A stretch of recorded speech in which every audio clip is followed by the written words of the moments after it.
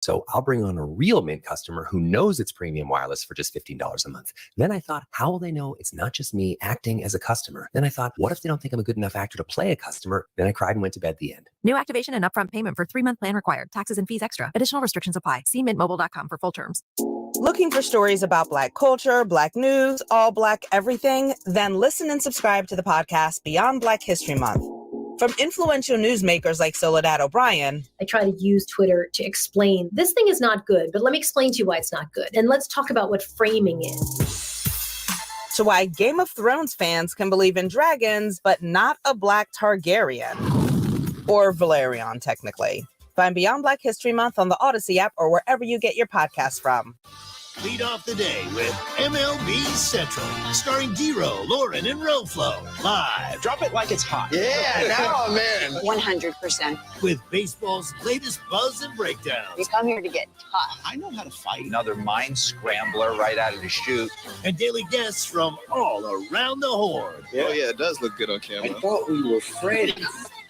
MLB Central, weekday mornings 9 Eastern, only on MLB Network.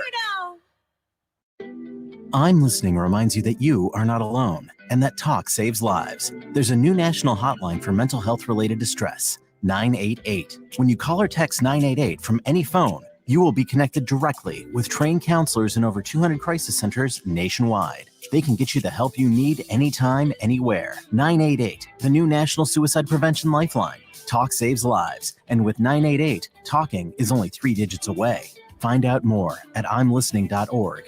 I'm Matt Spiegel, and I'm the host of the brand new podcast, Beat the Streak Daily. Every weekday this Major League season, I will update the state of Beat the Streak. The rules are simple. Each day, pick 1 or 2 players you think will get a hit. And if they do, your streak continues. Sounds doable, right? But so far, it's been impossible to win. And with millions of dollars on the line, no one has ever gotten to 56. Subscribe now to Beat the Streak Daily, wherever you get your podcasts, and play Beat the Streak for your chance to win $5.6 million. How's your mental health? I'm Listening with Thomas Rhett. My wife and I have definitely done our fair share of marital counseling, and I think that we have taken a lot of those tools we've learned and really just tried to apply them to the way that we treat each other, to the way that we parent our children, to the way that we talk to our parents and our friends. And it's just super important to be brutally honest with each other to me. It's one thing to hold it in and then kind of let it explode as time goes, but I think the more you can kind of get it out in the open a lot quicker, for us, at least as a married couple, it has really tremendously helped our marriage. More at imlistening.org. Talk saves lives. Toronto Blue Jays begin their final series of the regular season with 3 playing the Baltimore Orioles. Once again, it's a pleasure to bring you to the broadcast booth. I'm Ben Wagner. Back at baseball control in downtown Toronto, Show Ali, and behind the scenes tonight, Brett Armstrong and Tom Young will help bring you the broadcast. You're listening to Blue Jays Baseball, served up by the always game-ready Jack Link's Meat Snacks. Feed your wild side, baseball fans. A big weekend of Blue Jays baseball opened with a playoff berth and then ended by sweeping away the Boston Red Sox. While the next step is the postseason for the Blue Jays, there is work to be done in Baltimore.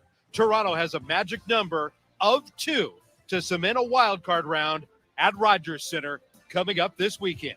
It's the Blue Jays and it's the Orioles. We lift the lid in the final step to the postseason right after this across the Sportsnet Radio Network.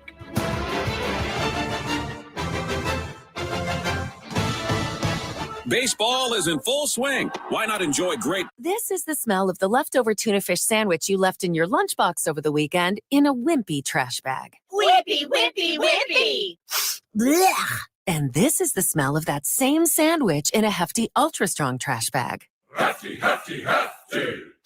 Ah, smell the difference? Hefty Ultra Strong has Arm & Hammer with continuous odor control, so no matter what's inside your trash, you can stay one step ahead of stinky. And for bigger jobs, try the superior strength of Hefty Large Black Bags. Football season is here. The new Odyssey app lets you stay connected to your NFL team, your station, your shows. Follow your favorite stations and come back again and again. Get real-time updates on everything you care about. Miss your show? Jump back to our awesome Rewind feature. The Odyssey app is NFL football, live and on demand, wherever you are, whenever you want. And did we mention it's all free? Download the Odyssey app today. All across the country, people are coming together to speed up what we can learn about health. The All of Us Research Program is calling on 1 million people to join us as we try to change the future of health. For your family, for future generations, for all of us. Visit joinallofus.org and find out how you can become 1 in a million.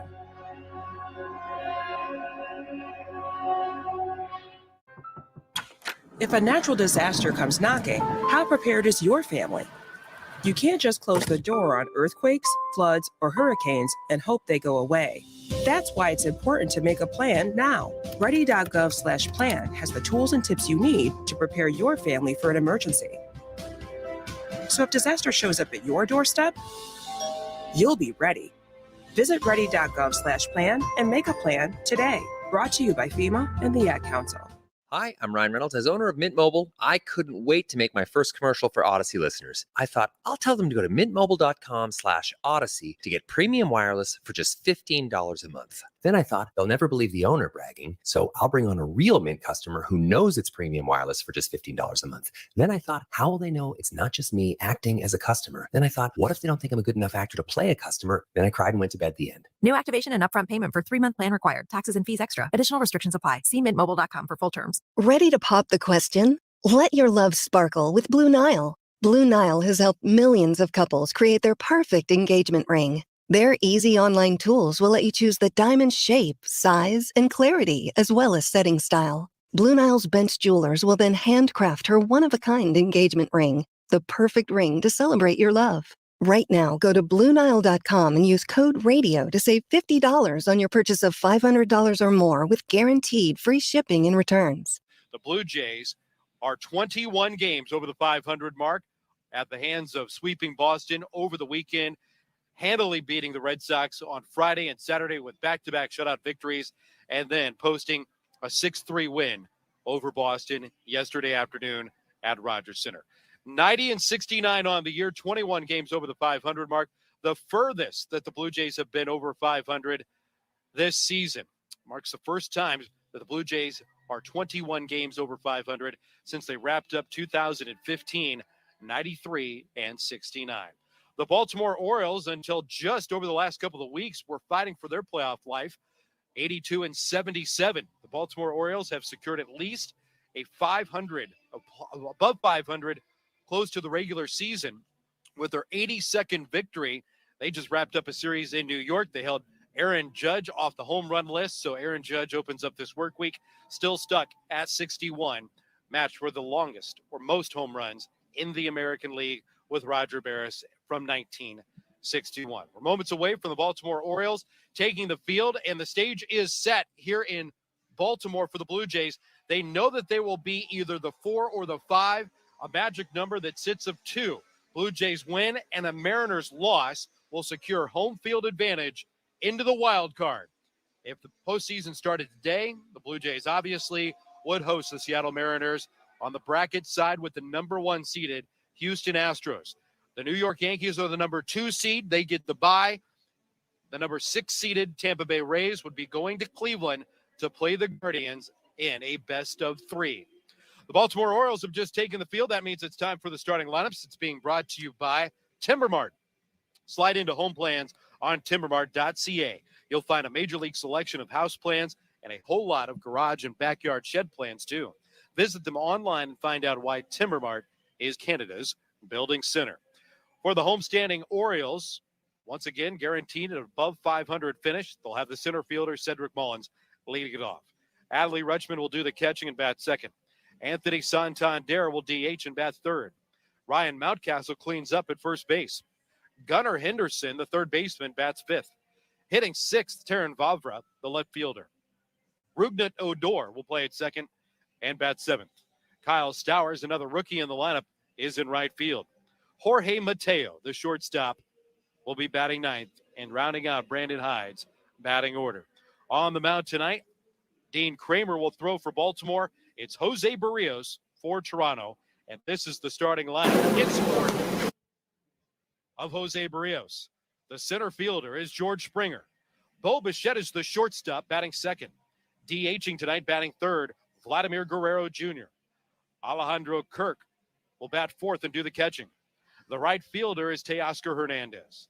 The third baseman, Matt Chapman, follows, batting 6th. Hitting 7th in left field, Raimel Tapia. Whit Merrifield's hot bat will play at second base and hit 8th. Kevin Biggio plays at first base and bats 9th for Toronto. George Springer is strolling towards the plate to face Dean Kramer, who's had a really nice run in the rotation for the Baltimore Orioles, wrapping up the month of September. Boy, they are heavily, heavily guarded here tonight in Baltimore. I mean, it is balmy. It is cold. It is windy. It has been wet all day long. And honestly, an on-time start, a little bit of a surprise for friends and family that have found their way inside Oriole Park at Camp.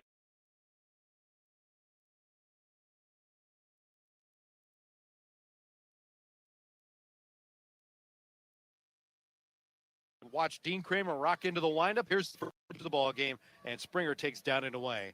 Ball 1. Springer is hitting .269 on the season with 25 home runs and 76 driven in. Wrapped up the homestand, 12 for his last 28. It includes 4 home runs and 8 RBIs. Shift off to the left, the pitch. Fastball's outside. 2 balls and no strikes on Springer.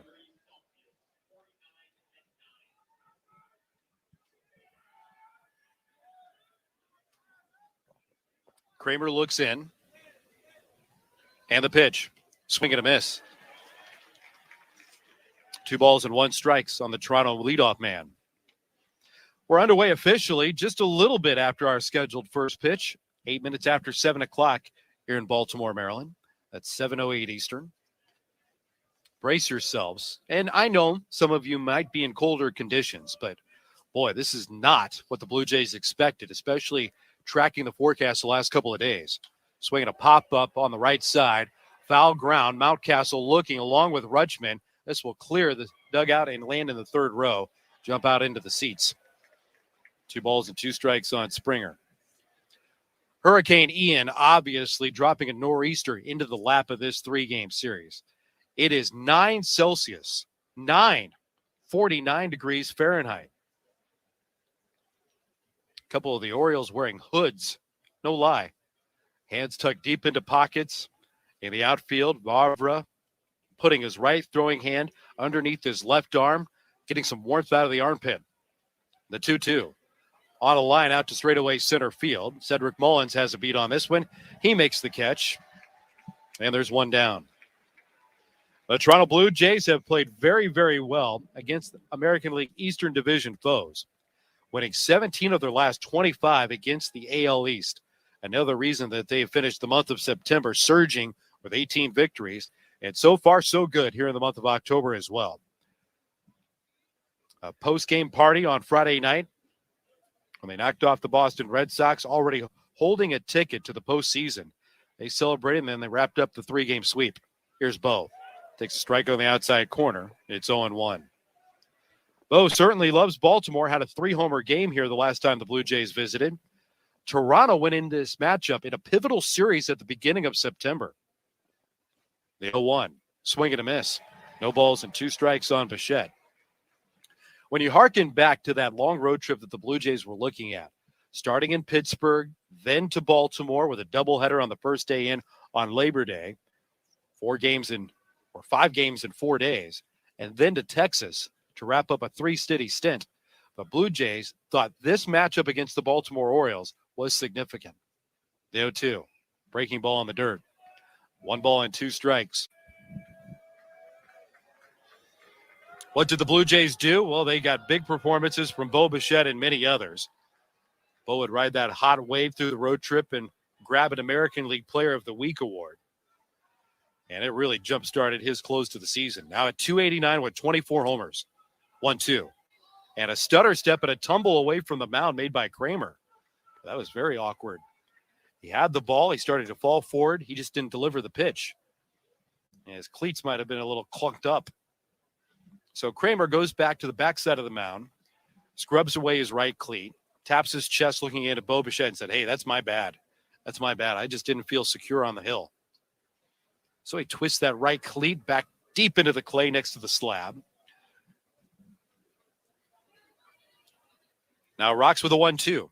Swinging a liner, sinking into right center field. Mullins breaking forward, gets there in time. Good read on a ball floating its way towards right center field. 2 up and 2 down for Toronto. Vladimir Guerrero Jr., the DH tonight. Half day off his legs.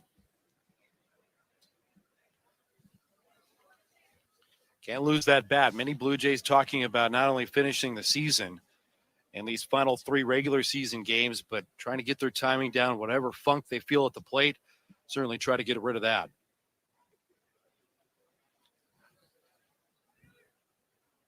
The pitch from Kramer, swinging a line drive right out to the center fielder, Cedric Mullins. Vladdy hit that ball extremely hard, but it soars right to center field. Cedric Mullins makes the catch, retiring all 3 Blue Jays in a 1-2-3 first. First half inning gone by. Jose Barrios will head to the bump for Toronto right after this, with Blue Jays baseball served up by Dak Link's Meat Snacks on the Sportsnet Radio Network. Baseball is in full swing. Why not enjoy great Pilsner taste from Miller Lite, the official beer sponsor of MLB? 90 calories and 3 grams of... Hi, I'm Ryan Reynolds. As owner of Mint Mobile, I couldn't wait to make my first commercial for Odyssey listeners. I thought, I'll tell them to go to mintmobile.com/Odyssey to get premium wireless for just $15 a month. Then I thought, they'll never believe the owner bragging, so I'll bring on a real Mint customer who knows it's premium wireless for just $15 a month. Then I thought, how will they know it's not just me acting as a customer? Then I thought, what if they don't think I'm a good enough actor to play a customer? Then I cried and went to bed the end. New activation and upfront payment for 3-month plan required. Taxes and fees extra. Additional restrictions apply. See mintmobile.com for full terms. Ready to pop the question? Let your love sparkle with Blue Nile. Blue Nile has helped millions of couples create their perfect engagement ring. Their easy online tools will let you choose the diamond shape, size, and clarity, as well as setting style. Blue Nile's bench jewelers will then handcraft her one-of-a-kind engagement ring, the perfect ring to celebrate your love. Right now, go to BlueNile.com and use code RADIO to save $50 on your purchase of $500 or more with guaranteed free shipping and returns. Hi, I'm Ryan Reynolds. As owner of Mint Mobile, I'm proud to offer premium wireless for just $15 a month. And I'm proud that we have thousands of 5-star reviews from customers like Dan D. in New York, who writes, I am satisfied customer. How can this only be $15? He wrote it in all caps. I needed you to feel it like he feels it. I hope I did that justice, Dan. And I hope that you try Mint too at mintmobile.com/Odyssey. New activation and upfront payment for 3-month plan required. Taxes and fees extra. Additional restrictions apply. See mintmobile.com for full terms. Cedric Mullins handled all 3 outs against the Blue Jays in a 1-2-3 top of the first. Now Jose Barrios will head to the hill for Toronto tonight. His final start of the regular season. Center fielder Cedric Mullins will lead it off. The switch hitting rookie catcher Adley Rutschman, and then Anthony Santander is DHing tonight. The first 3 for the homestanding Orioles. Jose Barrios rocks into the windup, his first pitch of the night. Is a fastball up and out for ball 1. This first inning is being brought to you by Armstrong Bird Food. Bring nature to your backyard with Armstrong, feeding Blue Jays since 1986. Visit ArmstrongBirdFood.com. Barrios pauses for a moment. Looks like we have a little trouble with the PitchCom device. On a night like tonight, it might have been too loud. The 1-0. Swing, no, liner off to the left. 1 ball and 1 strike. How about the energy with 3 massive crowds on Friday, Saturday, and Sunday? What a great way for Blue Jay fans to send Toronto on to their final road series of the season and get ramped up for the postseason that starts next Friday night. Blue Jays hope that they'll have a ticket to return to Rogers Center, a magic number of 2. Pitches up and away from Barrios, 2 balls and 1 strike on Mullins. Working quickly, the right-hander fires. Swing and a miss, and it's 2-2. Number of times we saw pitchers cup the glove over the ear in the PitchCom device so they could get it a little bit clearer from Alejandro Kirk or Danny Jansen. The 2-2 popped him up. Left center field. Tapia streaks in. He's there, and he makes the catch. Mullins retired, 1 down. Defensively tonight for Toronto, Raimel Tapia starts in left. George Springer is in center. Teoscar Hernandez in right field. Go around the diamond defensively for Toronto tonight. Matt Chapman's on the hot corner with Bo Bichette and Whit Merrifield starting up the middle. Bichette the shortstop and Merrifield the second baseman. Kevin Biggio hands deep into his pockets. the first baseman, and deep next to the line at first with Alejandro Kirk behind the plate. Adley Rutschman, a switch hitter. Stepped in, then stepped out. Now Barrios is ready. He deals. Pitches up and out. Ball one.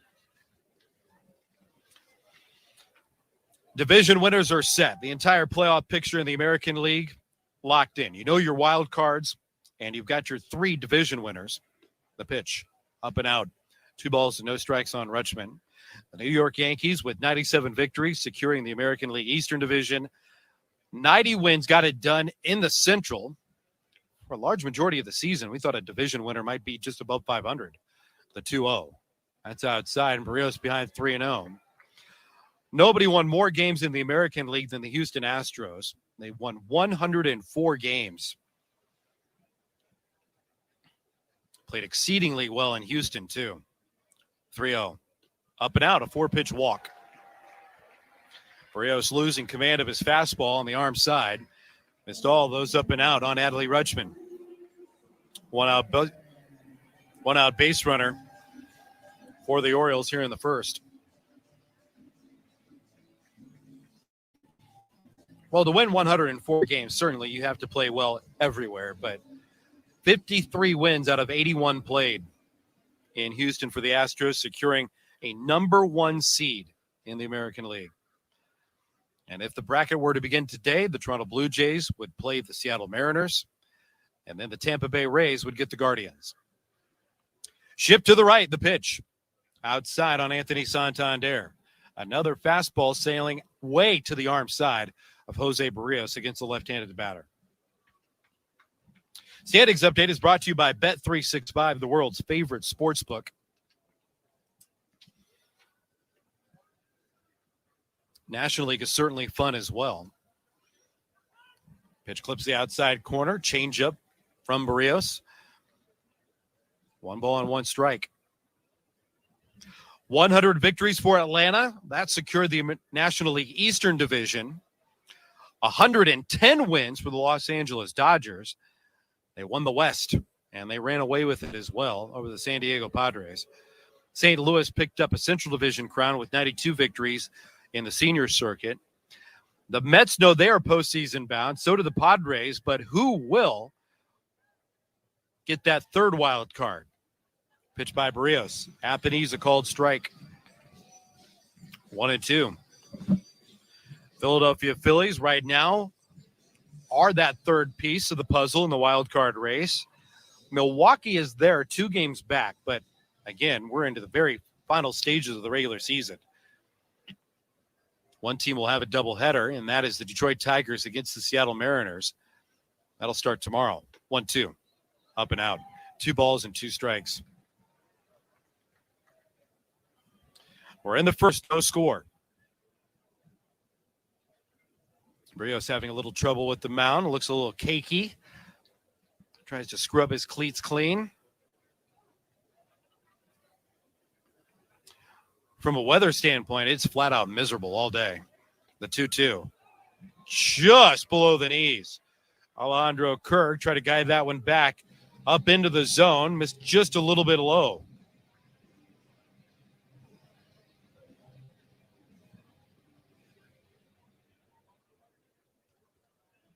Three balls and 2 strikes. Runner at first, 1 out. It's raining again. A move to first. And that chases back Adley Rutschman.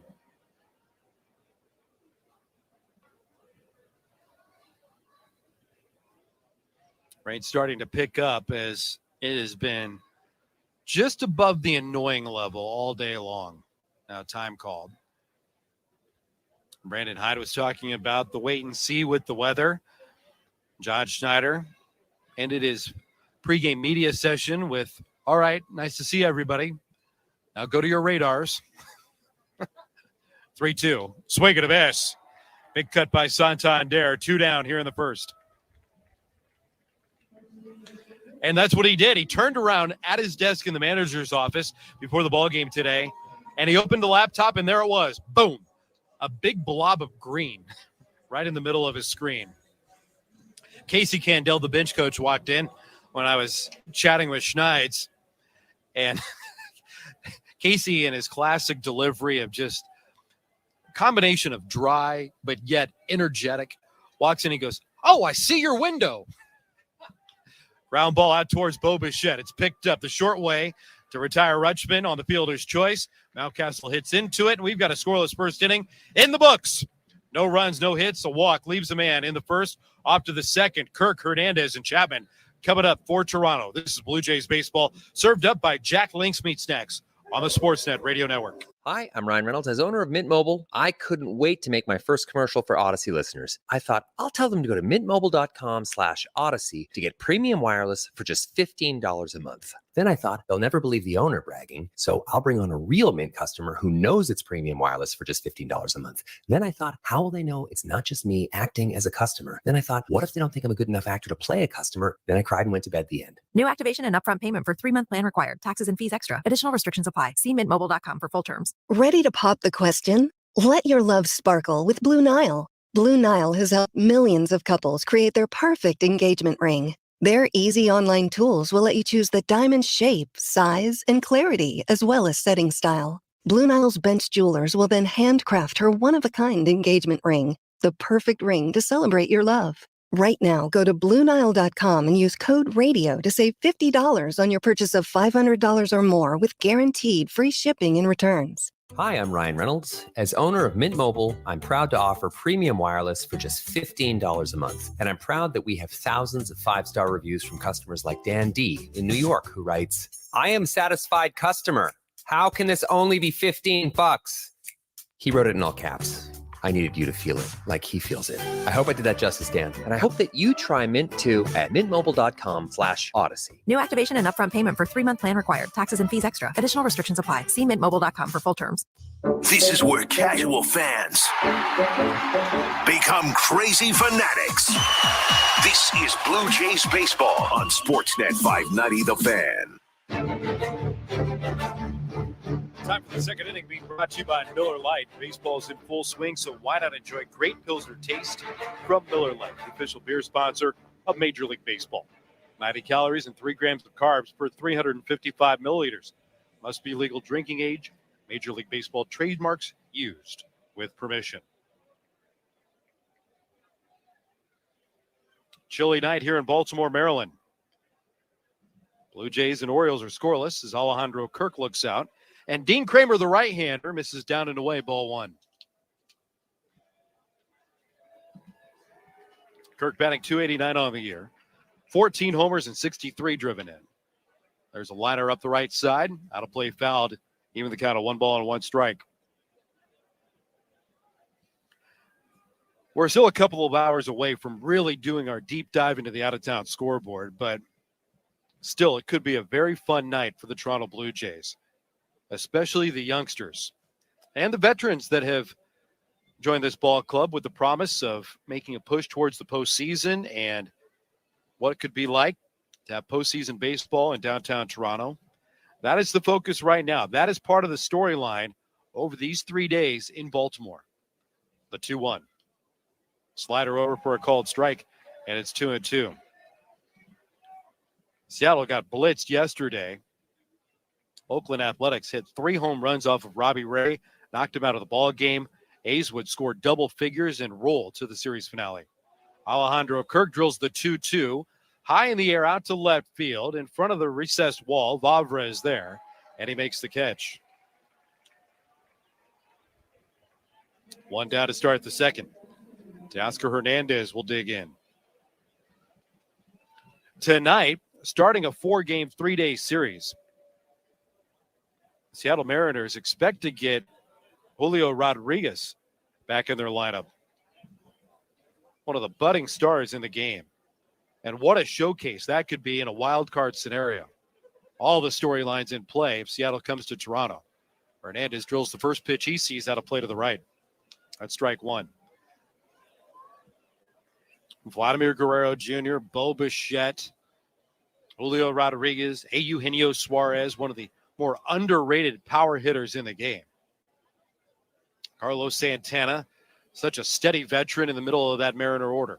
The 0-1. So we got a line drive into right field, a base hit. Hernandez stays hot. He had 3 hits yesterday afternoon while the Blue Jays were doubling up the Boston Red Sox, including launching a pair of home runs for his 24th and 25th.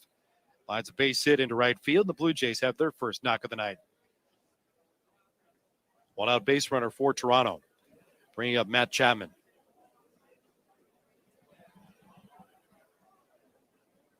Blue Jays have back-to-back 90-win seasons. A win tonight would match the win total from last season. And that 91st victory was posted 1 year ago today. Pitch to Chapman. Fastball's outside, ball 1. It went from such a change in energy around the ballpark, getting to Rogers Center that Sunday afternoon. The season finale, so much promise. Looked like the Blue Jays with all the scenarios, 4 different voyages that the Blue Jays could have been on. Chapman swings and fouls it back.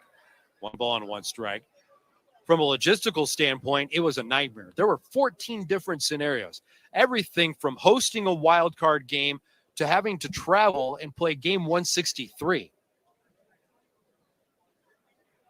Major League Baseball does such an awesome job in the regular season finale, starting all the games at the same time.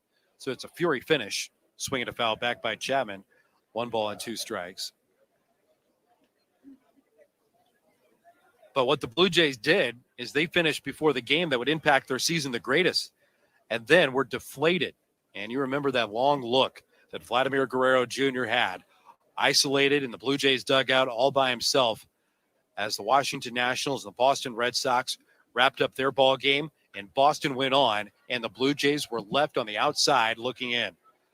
Chapman pops up the pitch. It'll drift behind the third base dugout out of play. It's 1 ball and 2 strikes.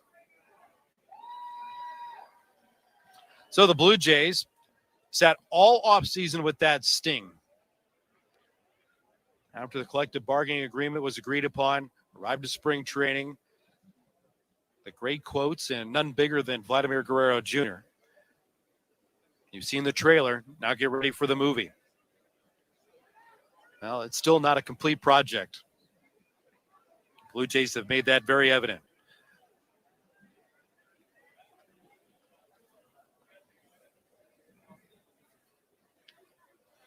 Kramer working a runner at first, 1 out. And a move towards first base to chase back Teoscar. Hernandez with 6 stolen bases in 9 attempts this season.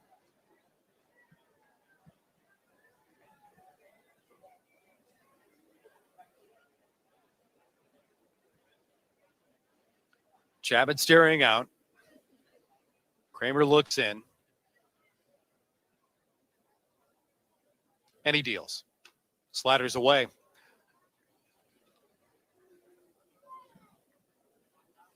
Two balls and 2 strikes on Matt Chapman.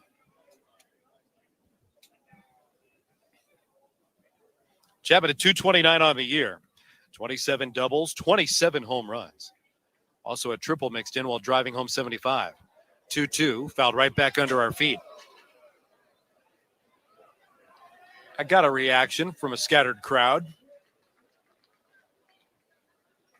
All the heads in unison, turning back, watching that foul ball zip into the seats just above the aisle.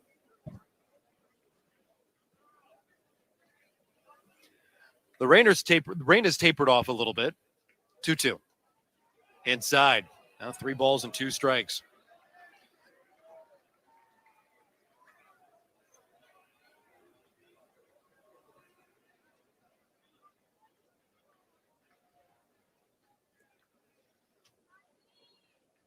For right now, clear and cold. 3-2. Inside, ball 4. 1 out base hit by Teoscar Hernandez, and then Chapman works the at-bat to his benefit, taking the walk. First and second for Toronto and Raimel Tapia.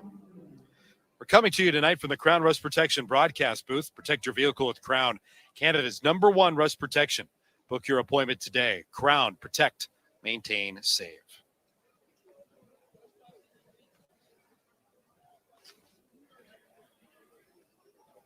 Lots of playing time down the stretch for Raimel Tapia, and he hasn't missed a lick.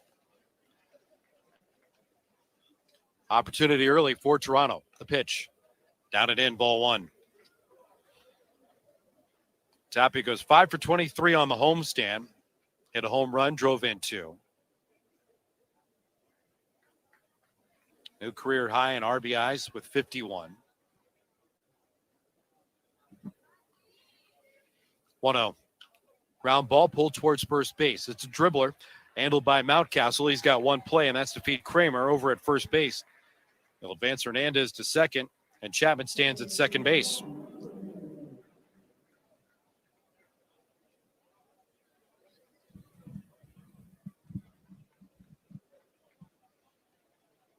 Here comes hot hitting Whit Merrifield. The last 15 ball games at an even 400. Given opportunity, better frequency, certainly a better rhythm at the plate for Whit Merrifield. Went 3 for 4 on Sunday with a double and a home run. The pitch, low and away, ball 1. Merrifield's season average with the Blue Jays has been bumped to 270. He's got 5 doubles and now 5 home runs with Toronto.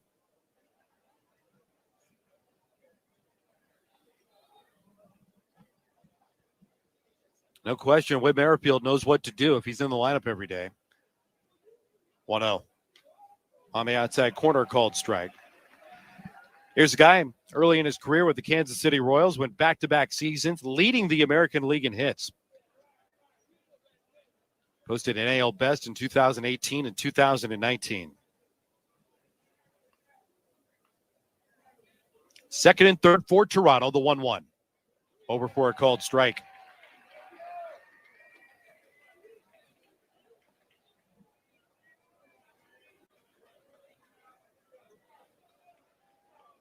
One and 2 the count.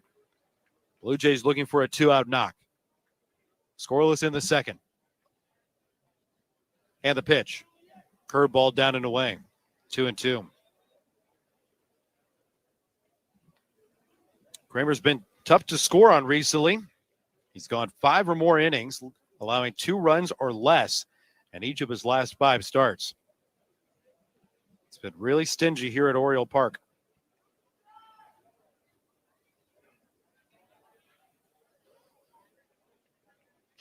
First base open with 2 out. The 2-2. Fouled back.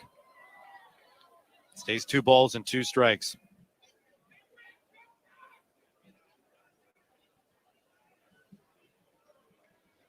Dean Kramer is one of the big pieces in a growing puzzle here in Baltimore that has led to their success when you put it all together.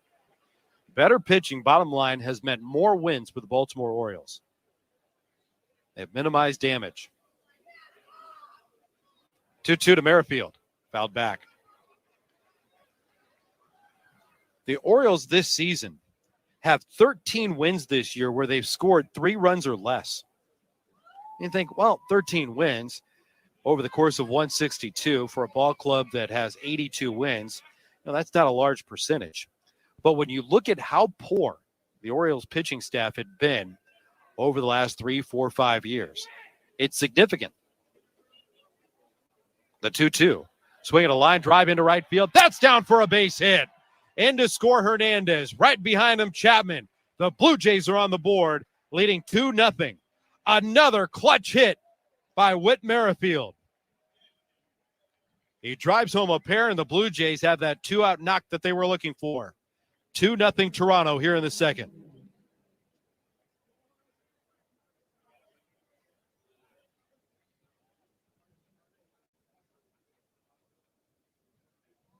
Two-zip Blue Jays. They have found timely hit after timely hit. And usually the bottom third of the order has been right in the middle of all the rallies. Whit delivers again. Kevin Biggio, the batter. Swings at a fastball and fouls it back for strike 1. Minimizing the damage is the key to the success of the Baltimore Orioles. We mentioned the 13 wins this year, allowing 3 runs or less. You have to combine that specific statistic over the last 3 years to get to 13 wins. 0-1. On the outside, half a called strike, and it's 0-2 on Biggio. 19-20, sure, a shorter year, but 19 and 21 were all 162s. Those 3 seasons combined, Orioles had 13 wins of 3 runs. Strike 3 call to the outside corner. Cavan goes down looking. Blue Jays on the board with a 2-run base hit from Whit Merrifield. Midway through the second, Toronto 2 and Baltimore nothing. This is Blue Jays baseball served up by Jack Link's Meat Snacks on the Sportsnet Radio Network. Baseball is in full swing. Hi, I'm Ryan Reynolds. As owner of Mint Mobile, I couldn't wait to make my first commercial for Odyssey listeners. I thought, I'll tell them to go to mintmobile.com/Odyssey to get premium wireless for just $15 a month. Then I thought, they'll never believe the owner bragging, so I'll bring on a real Mint customer who knows it's premium wireless for just $15 a month. Then I thought, how will they know it's not just me acting as a customer? Then I thought, what if they don't think I'm a good enough actor to play a customer? Then I cried and went to bed. The end. New activation and upfront payment for 3-month plan required. Taxes and fees extra. Additional restrictions apply. See mintmobile.com for full terms. Ready to pop the question? Let your love sparkle with Blue Nile. Blue Nile has helped millions of couples create their perfect engagement ring. Their easy online tools will let you choose the diamond shape, size, and clarity, as well as setting style. Blue Nile's bench jewelers will then handcraft her one-of-a-kind engagement ring, the perfect ring to celebrate your love. Right now, go to BlueNile.com and use code RADIO to save $50 on your purchase of $500 or more with guaranteed free shipping and returns. Hi, I'm Ryan Reynolds. As owner of Mint Mobile, I'm proud to offer premium wireless for just $15 a month. And I'm proud that we have thousands of 5-star reviews from customers like Dan D. in New York, who writes, I am satisfied customer. How can this only be $15? He wrote it in all caps. I needed you to feel it like he feels it. I hope I did that justice, Dan. And I hope that you try Mint too at mintmobile.com/Odyssey. New activation and upfront payment for 3-month plan required. Taxes and fees extra. Additional restrictions apply. See mintmobile.com for full terms. Looking for stories about Black culture, Black news, all Black everything? Then listen and subscribe to the podcast Beyond Black History Month. From influential newsmakers like Soledad O'Brien. I try to use Twitter to explain this thing is not good, but let me explain to you why it's not good. And let's talk about what framing is. To why Game of Thrones fans can believe in dragons, but not a Black Targaryen. Or Valerion, technically. Find Beyond Black History Month on the Odyssey app or wherever you get your podcasts from. Coming to the plate here in the second inning for Baltimore. Gunnar Henderson, Taran Vavra, and Rugnit Odor. Certainly Odor is not part of this rookie collection, but this is a lineup all season long that has been sprinkled with youth, and they have had success here in Baltimore for the first time in a handful of years. Blue Jays are on the board first, leading 2-0, as Jose Barrios goes to work on Gunnar Henderson, the youngest player in the big leagues at 21 years of age. First pitch is over for a called strike. Henderson in the big leagues hitting .257 with 4 home runs and 18 driven in. Takes a second pitch over for a called strike, and it's 0-2.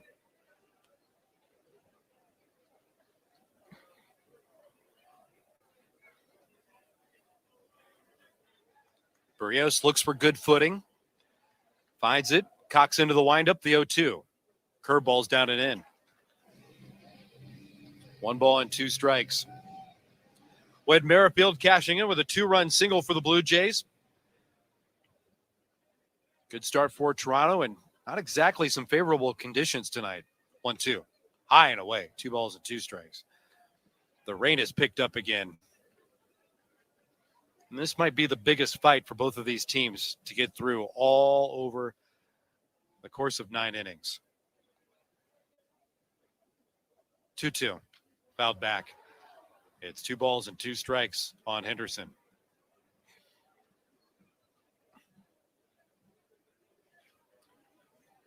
It's disappeared at times. But it's picking back up right now. Barrios through the raindrops deals. Swing and a miss. Henderson's down on strikes. He's frustrated. Slams the big end of the bat just outside the batter's box. Second strikeout for Barrios. Blue Jays have a 2-0 lead. Toronto's trying to maintain their grip of good play against American League Eastern Division teams. Toronto's won 17 out of the last 25 against AL East foes. And a huge chunk of those wins were over the Boston Red Sox. All season long, Toronto handled Boston easily. Swinging a line drive. Leaping grab made it first by Biggio. 2 out. Taran Vavra jumped all over the first pitch from Barrios and hit a hard line drive. Sprawling off with a backhanded grab, Kevin Biggio robbing Vavra of extra bases. 2 down. Said this over the weekend, but it rings true, especially with another dominant series by the Blue Jays. All told, offensively, defensively, and of course on the mound. The Toronto Blue Jays absolutely wrecked the season of the Boston Red Sox. A franchise best 16 wins, not only against Boston, but against any other opponent head-to-head in the division in franchise history, winning 16 of 19 head-to-head. Rougned Odor takes a called strike. Brea's a quick worker, the 0-1. Curveball floats outside. 1 ball and 1 strike on Rougned Odor. 13 home runs for Odor. Left-handed hitter. Barrios deals. Pitch is fouled back. 1 ball and 2 strikes.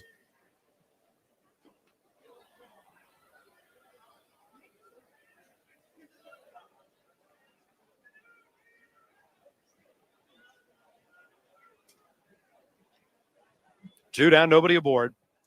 2-zip Toronto. The 1-2.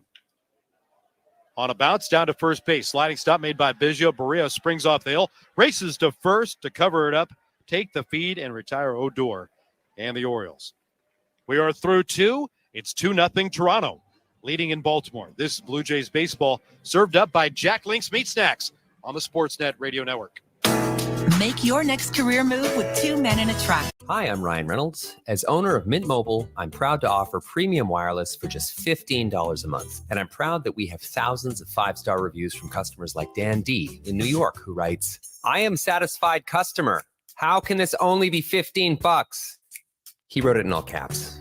I needed you to feel it like he feels it. I hope I did that justice, Dan. And I hope that you try Mint too at mintmobile.com/Odyssey. New activation and upfront payment for 3-month plan required. Taxes and fees extra. Additional restrictions apply. See mintmobile.com for full terms. Ready to pop the question? Let your love sparkle with Blue Nile. Blue Nile has helped millions of couples create their perfect engagement ring. Their easy online tools will let you choose the diamond shape, size, and clarity, as well as setting style. Blue Nile's bench jewelers will then handcraft her one-of-a-kind engagement ring, the perfect ring to celebrate your love. Right now, go to BlueNile.com and use code RADIO to save $50 on your purchase of $500 or more with guaranteed free shipping and returns. Hi, I'm Ryan Reynolds. As owner of Mint Mobile, I'm proud to offer premium wireless for just $15 a month. And I'm proud that we have thousands of 5-star reviews from customers like Dan D. in New York, who writes, I am satisfied customer. How can this only be $15? He wrote it in all caps.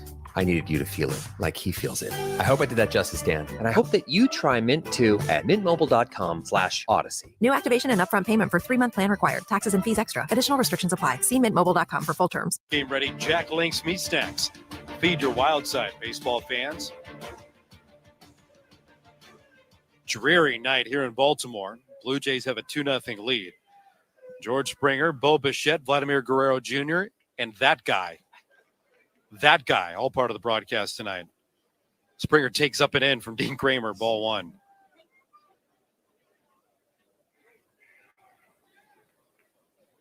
Kramer deals, swinging a foul back. 1 ball and 1 strike on Springer. George is 0 for 1. Hit a fly ball to center field. Bo Bichette then lofted one out to center. Vladimir Guerrero Jr. lined one to center. First 3 Blue Jays all put down by Cedric Mullins.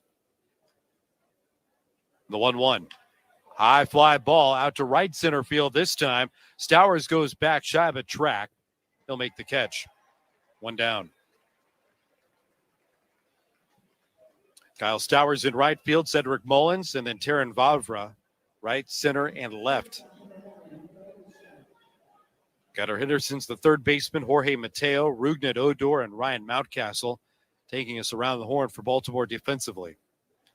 Back half of the battery, a little bit warmer because he's got the extra gear on, is Adley Rutschman, as Dean Kramer blows onto his bare hand, ready to face Bo Bichette. For the pitch, fouled away, and went off the batter's heel. I think that went down and clipped Bo right on the heel for strike 1. Bo is certainly trying to make his mark and garner a Player of the Month award that was handed out today. Bo hit over 400 in the month of September. Hit 7 home runs, had just tremendous numbers. But it might not be a surprise to learn that Aaron Judge is the Player of the Month. The 0-1. Bounding ball in the middle of the diamond, circled by Odor. Picks it up, throws on to first in time. 4-3 on the bounce out, 2 away. We're in the third. Blue Jays with a 2-0 lead. We're coming to you tonight from the Crown Rust Protection broadcast booth. Protect your vehicle with Crown, Canada's #1 rust protection. Book your appointment today. Crown, protect, maintain, save. Vladdy line to center field, his only time up.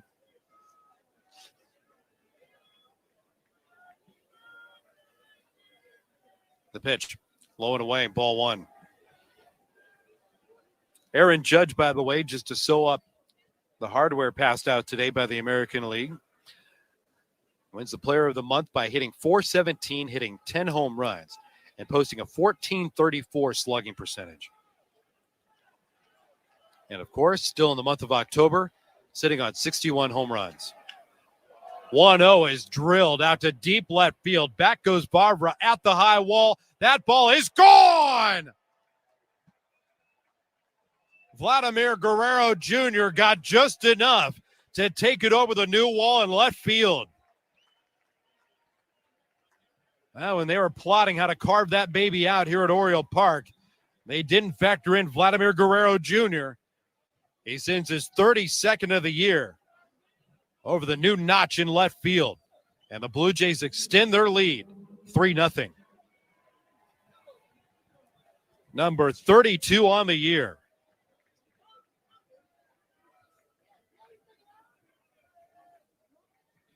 That was a high, deep drive off the bat of Vladdy. Alejandro Kirk takes a pitch right at the knees, a called strike. You know, Vladdy's first swing tonight was a hard line drive. It carried right to the center fielder. He hit it too hard. Kramer misses with a cutter, low and away. 2 balls and no strikes on Kirk. But Vladdy got one down in the zone, and boy, did he ever go down and get it. And he didn't miss it. The 2-0 on the outside corner, called strike, and it's 2-1. 32nd of the year for Vladimir Guerrero Jr. and his 97th RBI. 3-0 Blue Jays. 2-1. Wind off to the right.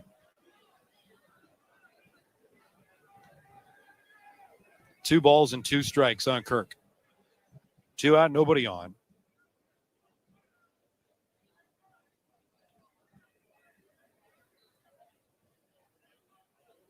Kramer through the raindrops, deals. And the pitch is popped up off the fist. Out near the bag at second, Odor bites the drops, makes the catch, retires Kirk and the side. But Vladdy back on the board with a long one to left. His 32nd of the year makes it 3-0 Toronto midway through the third. This is Blue Jays baseball, served up by Jack Link's Meat Snacks on the Sportsnet Radio Network.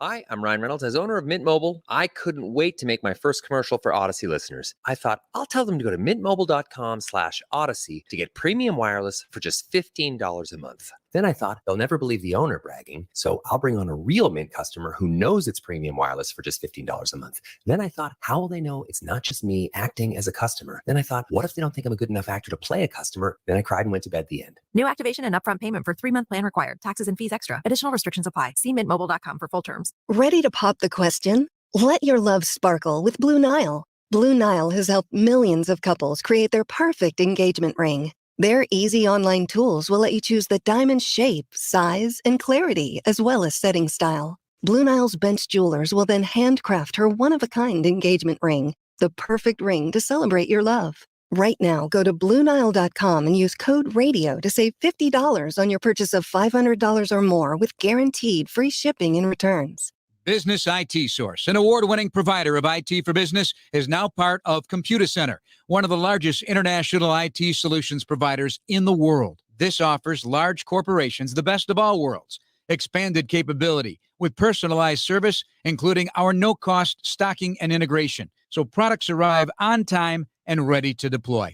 Make Business IT Source and Dell Technologies part of your winning team. Business IT Source, the IT source for your business. Aereo. This is Toronto Blue Jays baseball. First pitch drilled out to deep left field, and it is gone!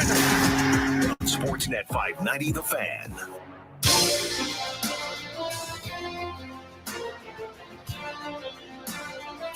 Trying to stay as warm as possible as we move into the bottom of the third inning here in Baltimore. Blue Jays flexing their muscles, putting on extra layers, including the home run jacket. Long ball belongs to Vladimir Guerrero Jr. Made it 3-0 with his solo home run. Jose Barrios is one over the minimum.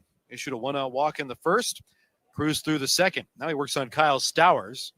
Rookie bats left-handed and takes low ball one.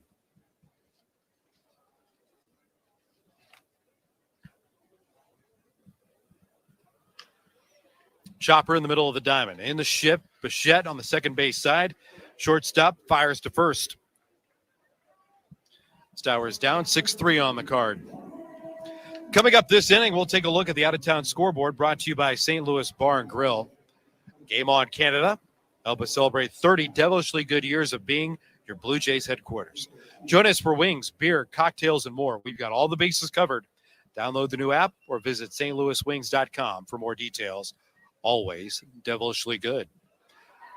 A little bunt picked up at third by Chapman. A throw to first base. Crisscrosses the base runner, the reach of Kevin Biggio, and the baseball sails past the runner and the defender. Ends up the right field line. Hits the retaining wall, retrieved quickly. I'm not sure if that hit Mateo or not. Let's find out on the replay. I have to turn our attention into the monitor to see what's... Chapman came in quickly. Again, it is cold. It is wet. That ball sailed on him a little bit. Biggio reaching into the baseline. Got a little bit of the leather on it. That's why it slowed down so much. Just because it nicked the glove, it did not hit Mateo. But that's the dangerous reach for any first baseman. Into the baseline, crisscrossing with the passing runner. Mateo's safe. He takes off. Here's a throw by Kirk. Down to the bag at second. Not in time.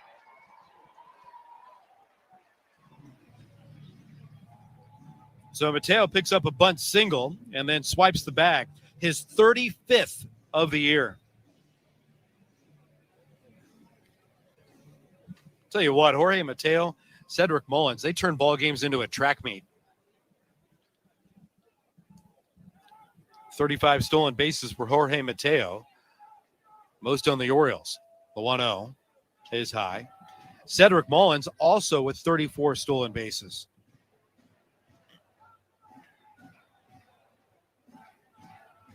Blue Jays 3, Orioles nothing.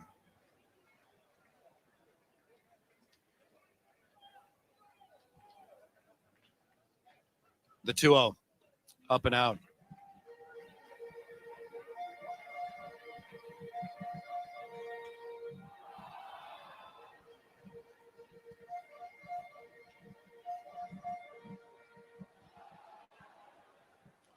Mullins is 0 for 1 tonight. Fly to left. 3-0. Clip the outside corner with a sinker. 92 miles an hour from Jorge Barrios. Barrios knows all about success against the Baltimore Orioles. In 11 career games against the O's, he's a perfect 8-0. Shift to the right. The 3-1. Fouled back. Counts full 3-2 on Mullins. Jose Barrios matching up against Baltimore, posting one of the most dominant active matchups in the big leagues right now.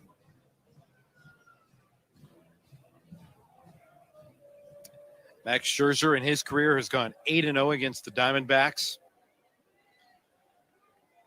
Mike Clevenger, 9-0, most of that with Cleveland against Kansas City. 3-2, popped out a play up the left field line.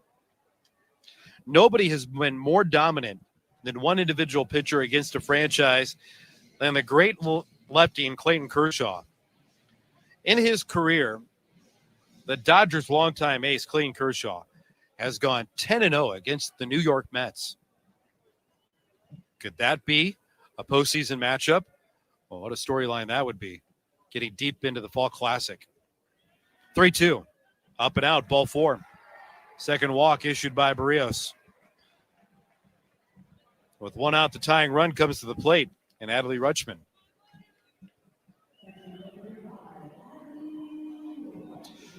Dodgers with 110 wins on the year. The New York Mets, of course, thinking about the postseason, but they were bruised in Atlanta over the last 3 days. Atlanta picks up the sweep, secures the division over New York. Buck Showalter, the longtime manager here in Baltimore,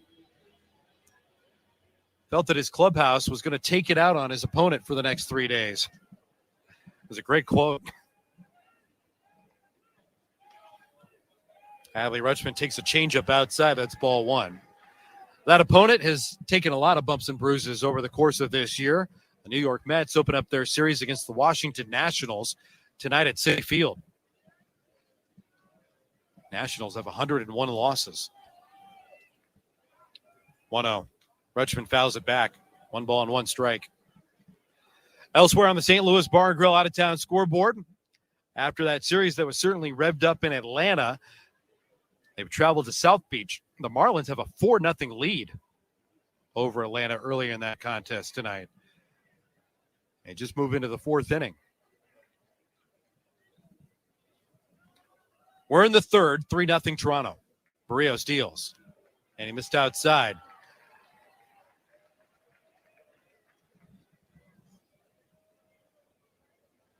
Two balls and 1 strike. Kansas City on top in Cleveland, 2-1.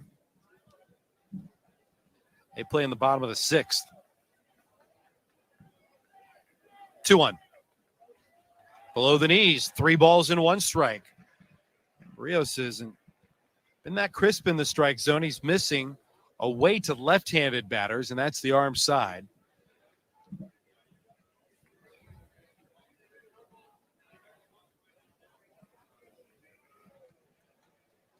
Now time called. Still in this pretty significant drizzle or sprinkle, whatever you want to call it. It's certainly steady, and it's making for a wet track. Nobody knows that more than the pitcher. 3-1. Off the end of the bat, bounding towards the line, backhanded by Chapman, but he's foul. 3 balls and 2 strikes on the batter, Adley Rutschman. Last of the 4th inning in Arlington, the Rangers and the Yankees are scoreless. Luis Severino getting the start tonight for New York. Elsewhere, top of the 4th inning at Fenway Park tonight against the veteran Rich Hill, who's gone through the first 3 innings, allowing 1 run to the Tampa Bay Rays. Rays are certainly sputtering going into postseason play. They've got their ticket, but they are certainly not firing on all cylinders. 3-0 Toronto. We're in the 3rd. 3-2. Poked out a play up the left field line. 3 balls and 2 strikes.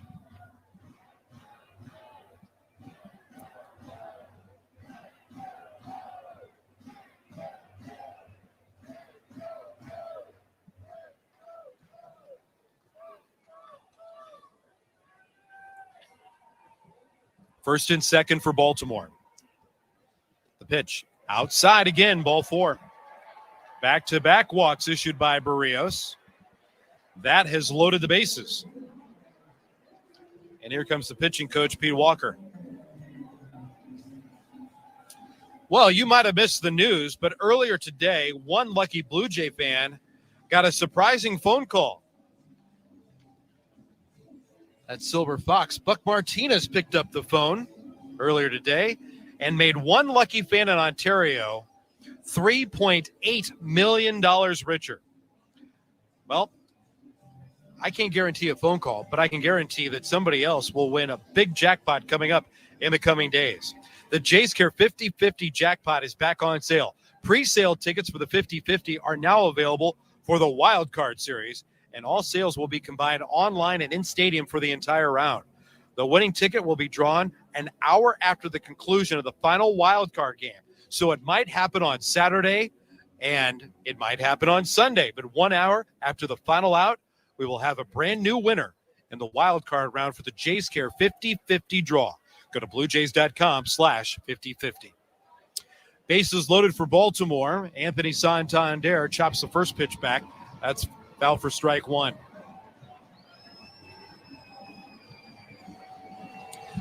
Think you have to be in the ballpark to be a winner? That's not the case. You can go online right now, bluejays.com/5050 and purchase your tickets online. 0-1, hit high and deep, out to right field. Hernandez back into the corner. He leaps in the air, and he makes the catch.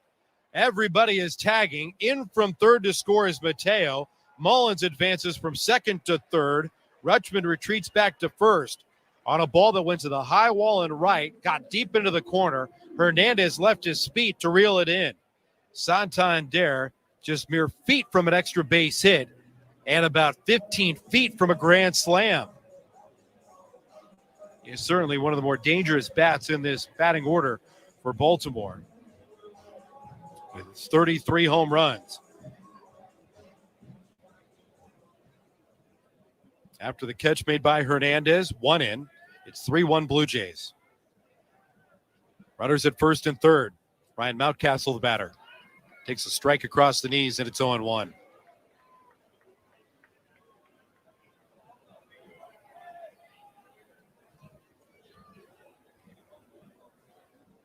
Barrios set. The 0-1. Check swing. He offered at it. And he's in the hole 0-2.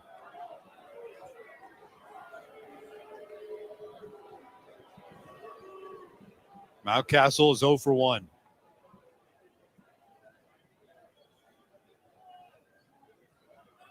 Two down with the tying run at first. The 0-2. Swing and a miss. Got him with a curveball. Big strikeout for Jose Barrios. Pitched himself into a little bit of a jam with back-to-back walks. The Orioles had him loaded, but only cash in one. Off to the fourth. Toronto 3, Baltimore 1.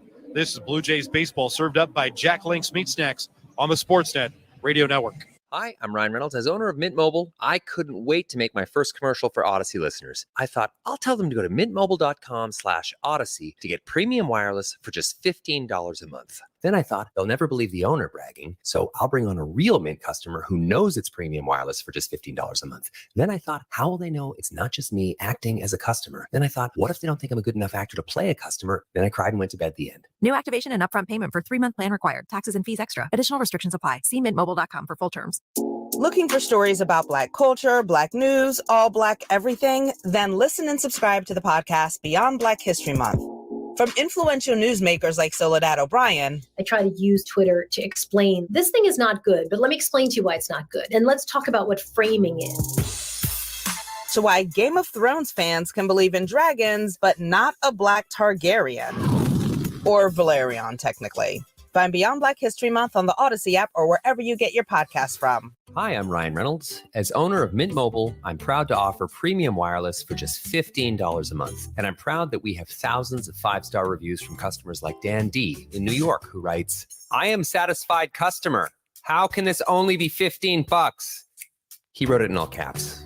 I needed you to feel it like he feels it. I hope I did that justice, Dan. And I hope that you try Mint too at mintmobile.com/Odyssey. New activation and upfront payment for 3-month plan required. Taxes and fees extra. Additional restrictions apply. See mintmobile.com for full terms.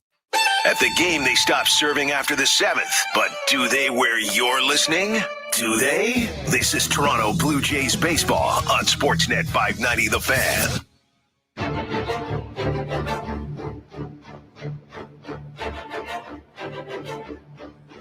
Time for the fourth inning, being presented by Bet365. With Bet365, you can bet on things like player props, totals, or money lines across many different sports. 19 plus. Play responsibly. Ontario only. Great to have you alongside for Blue Jays baseball. It's the final road trip of the regular season. It starts tonight in a very wet and cold Baltimore, Maryland. Good news is you can feel warm about the score. 3-1 Toronto. Oscar Hernandez jumps in the box, swings at the first pitch, lobs it out to right field. Trotting forward is Stowers. He makes the play, and there's one down. Matt Chapman, the batter for Toronto, took a walk and came in to score on Whit Merrifield's two-run single back in the second.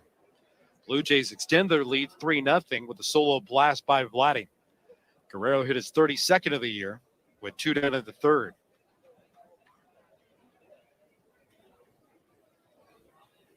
Dean Kramer deals. Curveball down and away, ball 1.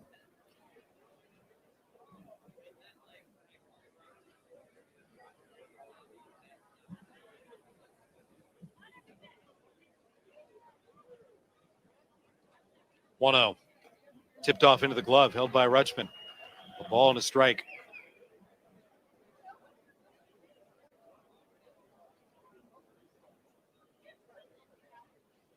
Blue Jays are certainly hoping for a lot of success here in Baltimore. The 1-1. Vaulted high in the air over the shortstop.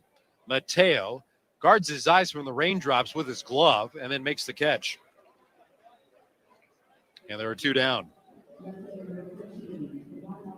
Blue Jays 3, Orioles 1. If the Blue Jays sweep the Baltimore Orioles, and that, of course, is putting the cart before the horse. But if you sweep Baltimore, the Blue Jays would have 93 wins on the season. They'd be the 6th team in franchise history to have 93 or more wins. Raimel Tapia, the batter. The pitch. Curveball, low for ball 1.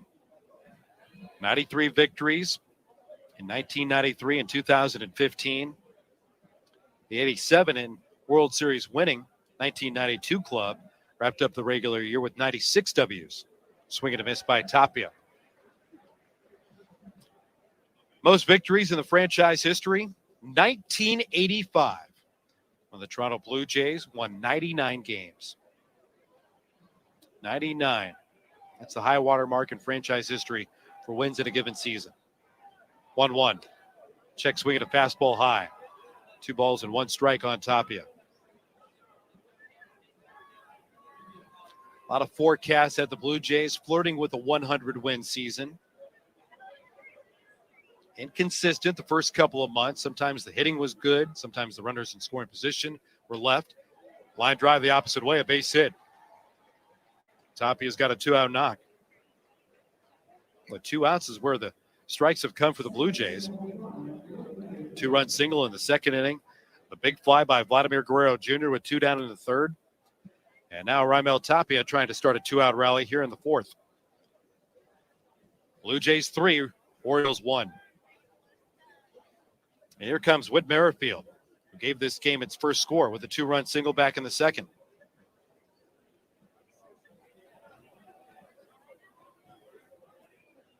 The pitch. Tapia takes off, gets a good jump. Here's the throw down to second by Rutschman, and it's called in time.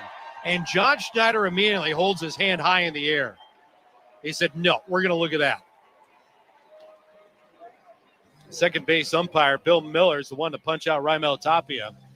The Blue Jays, for a moment, watching it with the naked eye, thought there's no chance. All the coaches held their hands in the air. A quick video review said, no, play on. We play on through the drizzle with Tapia getting caught stealing. That will retire the side. Middle of the fourth, Blue Jays 3, Orioles 1. This is Blue Jays baseball, served up by Jack Link's Meat Snacks on the Sportsnet. Hi, I'm Ryan Reynolds. As owner of Mint Mobile, I couldn't wait to make my first commercial for Odyssey listeners. I thought, I'll tell them to go to mintmobile.com/Odyssey to get premium wireless for just $15 a month. Then I thought, they'll never believe the owner bragging, so I'll bring on a real Mint customer who knows it's premium wireless for just $15 a month. Then I thought, how will they know it's not just me acting as a customer? Then I thought, what if they don't think I'm a good enough actor to play a customer? Then I cried and went to bed. The end. New activation and upfront payment for 3-month plan required. Taxes and fees extra. Additional restrictions apply. See mintmobile.com for full terms. How's your mental health? I'm listening with Mike Shinoda. Mental health isn't just like, it's not a state of being. It's almost like, think about it like fitness, or think about it like something where you've got a scale of like, how are you doing right now? And so there's an awareness. Mental health is all about being aware of, how am I doing today? Like if you say on a scale of 1 to 10, how healthy are you? And that's your state of mind. More at imlistening.org. Talk saves lives.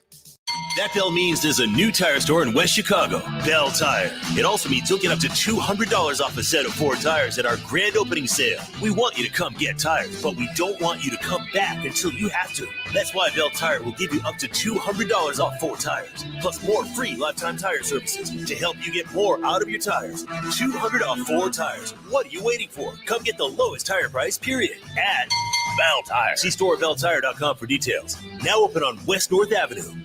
Hey guys, Mike Valeni for Cash the Ticket podcast. If you like sports betting or if you just like sports, it's the podcast for you. We try to cover all the big games and maybe some of the games you didn't even know were important, give you some angles, pick some winners, have a good time, and hopefully help you meander through college and pro football season.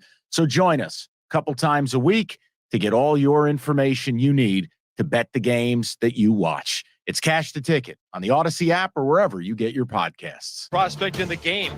Gunnar Henderson swings at the first pitch and he wraps it foul outside first base for strike 1. Gunnar Henderson, Terran Vavra, and Rougned Odor coming to the plate in the bottom of the 4th inning. The Blue Jays have a 3-1 lead over the Orioles. Barrios deals. Swing and a miss. No balls and 2 strikes. It is a lineup against Jose Barrios that is absolutely stacked with left-handed batters. There are only 2 true right-handed hitters. Adley Rutschman, Anthony Santander, switch hitters. The pitch. Curveball, strike 3 on the outside corner. Barrios backdoors the 21-year-old. Racks up the strikeout. 4th of the night for Barrios. Terran Vavra, the batter. Jorge Mateo and Ryan Mountcastle are the only 2 right-handed hitters in the lineup.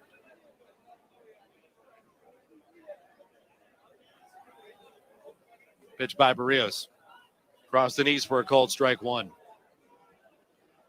Vavra 0 for 1. He laced a ball that a sprawling Kevin Biggio snared. Robbed him of extra bases. The 0-1. Up and out. 1 ball and 1 strike.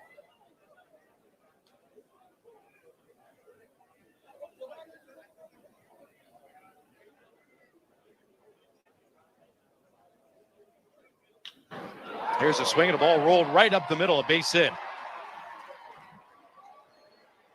Just the second hit for the Orioles tonight. Second baseman number 12, Rougned Odor.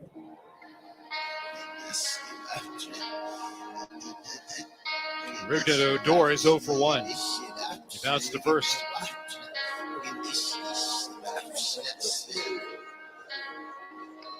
Let's get it. Hop off a 16 thousand and this is G5. No, they're not a challenger. I keep some members with me in the fridge. Runner at first with a shift to the right for Odor. Rain continues to fall. Barrios deals through it. And the fastball is high for ball 1.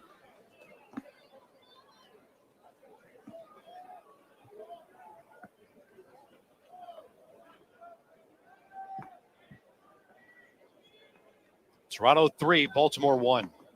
We're in the 4th. Barrios deals. Low and away.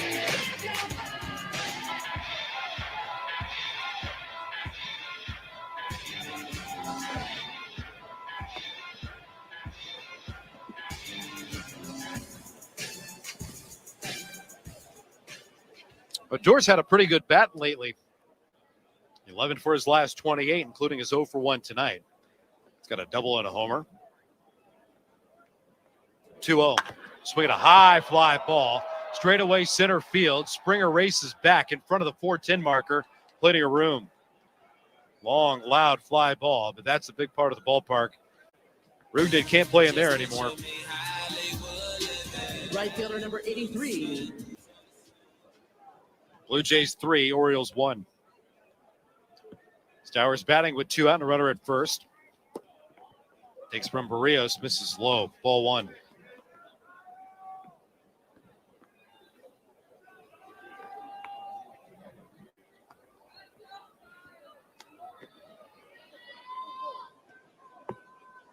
One-0. Sails up and out. 2 balls and no strikes.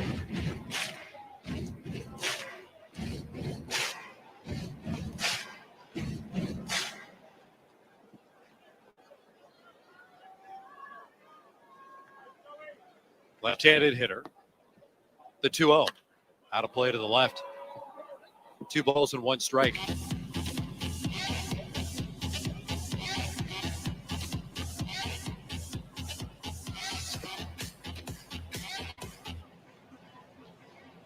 Stowers is likely to have fond memories every time he sees a Toronto Blue Jays uniform. In his major league debut at Rogers Center. 2-1, swing and a miss. 2-2. That debut was in the middle of June. Picked up an RBI double in the 7th inning off of Julian Merriweather for his first hit in the big leagues.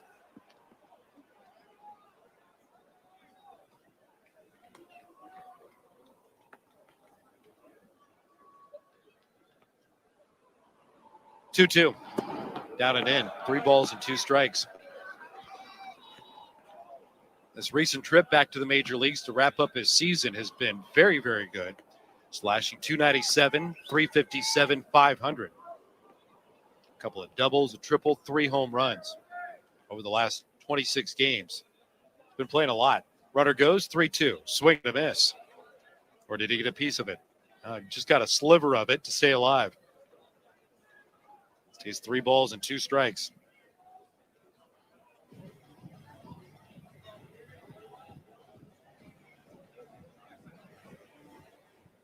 Stowers is 0 for 1, bouncing to the shortstop back in the 3rd.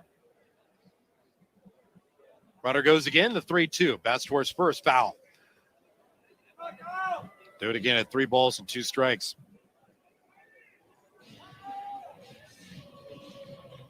Blue Jays are in action tomorrow night here in Baltimore. That is pending Mother Nature. It looks like the Orioles and the Blue Jays had enough might to get through this one tonight. Started on time, as scheduled, and looks like, well, at least for the most part, it'll get completed. Runner goes again, 3-2. Swing and a miss. That lands cleanly into the glove. Stowers is down on strikes. Another punchy for Jose Barrios, who strains the 1-out base runner. Off to the 5th, Blue Jays 3, Orioles 1. This is Blue Jays baseball served up by Jack Link's Meat Snacks on the Sportsnet Radio Network. I'm Listening reminds you that you are not alone and that talk saves lives. There's a new national hotline for mental health-related distress, 988. When you call or text 988 from any phone, you will be connected directly with trained counselors in over 200 crisis centers nationwide. It can get you the help you need anytime, anywhere. 988, the new National Suicide Prevention Lifeline. Talk saves lives. And with 988, talking is only 3 digits away. Find out more at imlistening.org. I'm Matt Spiegel, and I'm the host of the brand new podcast, Beat the Streak Daily. Every weekday this Major League season, I will update the state of Beat the Streak. The rules are simple. Each day, pick 1 or 2 players you think will get a hit. And if they do, your streak continues. Sounds doable, right? But so far, it's been impossible to win. And with millions of dollars on the line, no one has ever gotten to 56. Subscribe now to Beat the Streak Daily, wherever you get your podcasts, and play Beat the Streak for your chance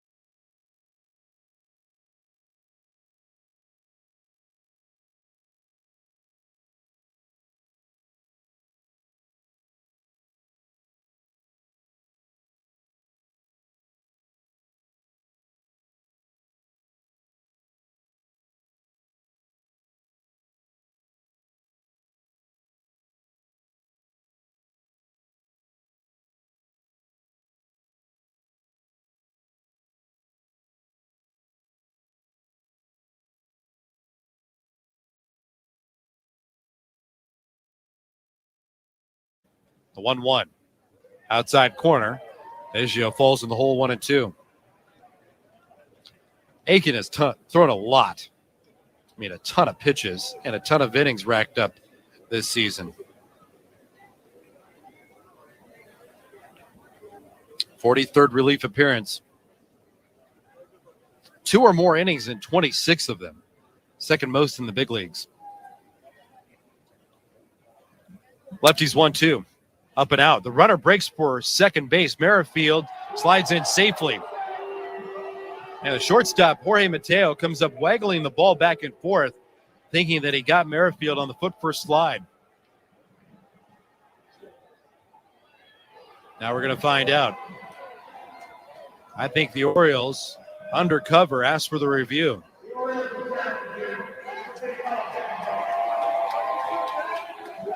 Bill Miller in the middle of the diamond, wearing the microphone, just made the call at second base. Jorge Mateo is emphatic about a review. So we'll find out what New York says. We'll use the technology back in Manhattan, review this play here in Baltimore. We get a look at it on our video board here in Baltimore. Ooh, that was fast. New York in the replay center on pace of play. Quickly flipped that one. It's a caught stealing. Rutschman cuts down Merrifield 2-6. One out, now a runner at third. Infield stays in. 2-2 on Kevin Biggio. The pitch, swing and a miss. One pitch just got him 2 outs. Biggio's down on strikes for the third time tonight. George Springer, the batter.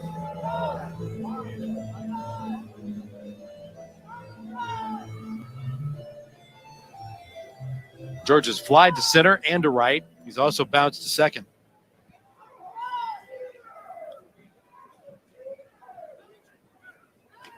Swing and a miss by Springer, strike one.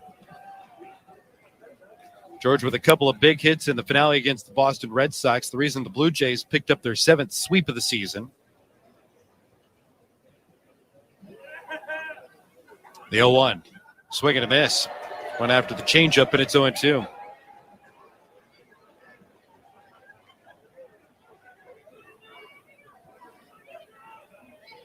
Infield back out.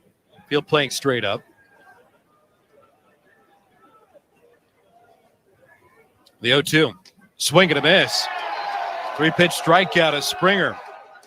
Blue Jays had it set up for a big inning, but a caught stealing. Back-to-back strikeouts from Aiken. That snuffs out the rally. And in downtown Baltimore, it's time for us to stretch in the drizzle. Blue Jays have a 4-1 lead over the Orioles. This is Blue Jays baseball served up by Jack Link's Meat Snacks on the Sportsnet Radio Network. Baseball is in full swing. Why not enjoy great Pilsner taste from Miller Lite? Looking for stories about Black culture, Black news, all Black everything? Then listen and subscribe to the podcast Beyond Black History Month. From influential newsmakers like Soledad O'Brien. I try to use Twitter to explain this thing is not good, but let me explain to you why it's not good. And let's talk about what framing is. To why Game of Thrones fans can believe in dragons, but not a Black Targaryen. Or Valerion, technically. Find Beyond Black History Month on the Odyssey app or wherever you get your podcasts from. I'm Matt Spiegel, and I'm the host of the brand new podcast, Beat the Streak Daily. Every weekday this Major League season, I will update the state of Beat the Streak. The rules are simple. Each day, pick 1 or 2 players you think will get a hit. And if they do, your streak continues. Sounds doable, right? But so far, it's been impossible to win. And with millions of dollars on the line, no one has ever gotten to 56. Subscribe now to Beat the Streak Daily, wherever you get your podcasts, and play Beat the Streak for your chance to win $5.6 million. Football season is here. The new Odyssey app lets you stay connected to your NFL team, your station, your shows. Follow your favorite stations and come back again and again. Get real-time updates on everything you care about. Miss your show? Jump back to their awesome rewind feature. The Odyssey app is NFL football, live and on demand, wherever you are, whenever you want. And did we mention it's all free? Download the Odyssey app today. My house needs a refresh. As a DIY lover, my go-to for kitchen and bath is Studio 41. Vanities, faucets, tile. Studio 41 has an amazing selection of in-stock items. Visit shopstudio41.com for a location near you. And you're listening to Toronto Blue Jays baseball on Sportsnet Radio Network.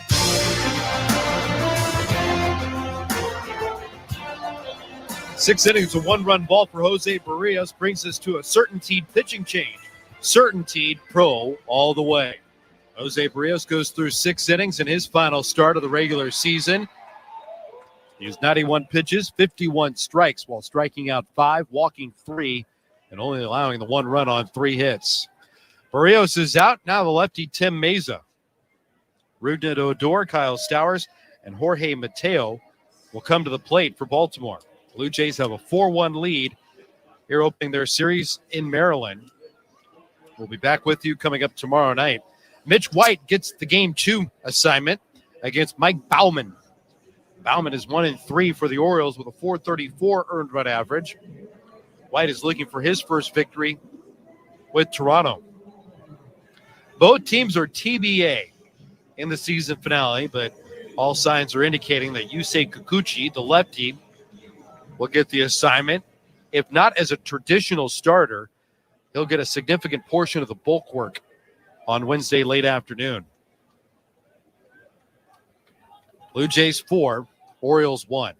Meza to Odor. First pitch is over before a called strike, and it's 0-1. We're coming to you tonight from the Crown Rust Protection broadcast booth. Protect your vehicle with Crown, Canada's #1 rust protection. Book your appointment today. Crown, protect, maintain, save. Meza throws down and out. 1 ball and 1 strike. A little less intensely watching our St. Louis Bar and Grill out-of-town scoreboard tonight. Blue Jays are certainly in prime position to make their next series the American League wild card that'll unfold at Rogers Center on Friday night. 1-1. A little comebacker handled on the hop by Meza. Jogs towards first. He feeds Biggio. 1 down. 1-3 on the comebacker. Kyle Stowers the batter. About a half an hour from now, the Detroit Tigers, Seattle Mariners, they'll get their series started in the Pacific Northwest. Tigers and Mariners have a single game tonight, a twin bill tomorrow, and then everybody gets started at 4 o'clock Eastern on Wednesday. Meza deals. Stowers takes a strike from the lefty. So 1-1.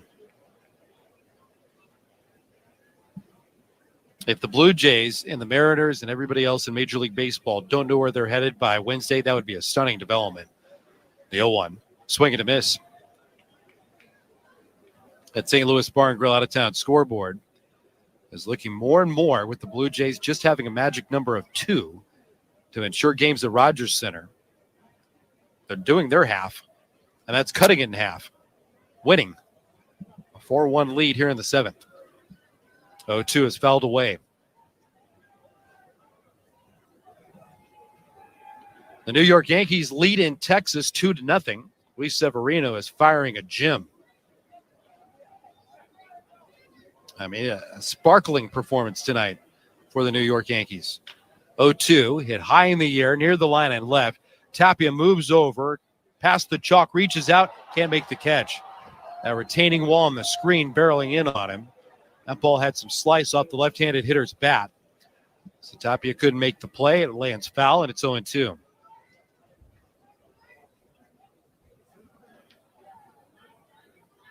Get some of the specifics on what Luis Severino is doing while he's firing a no-hitter into the 8th inning. He's gone through 7 innings of nearly perfect work, 7 strikeouts and 1 walk, 94 pitches and 63 strikes for the power right-hander of the Yankees. 0-2, just outside, 1 ball and 2 strikes. A 7-inning no-hitter going into the 8th. You wonder where the New York Yankees are with the time off, yes, but also with the sensitivity of Severino coming off injury, whether or not they would give him a shot even to reach that 100 pitch mark or give him a shot at a personal mark and fire a big league no-hitter. So far, he's done that through 7 innings.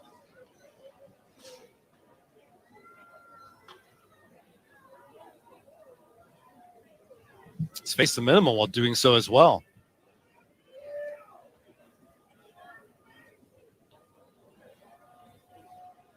Yankees lead 3-0 in Texas. Rays and Red Sox are knotted up in the 7th inning, 3-3. Here's a tapper out to the third baseman in the shift. Chapman picks it up and throws to first. Stowers is retired.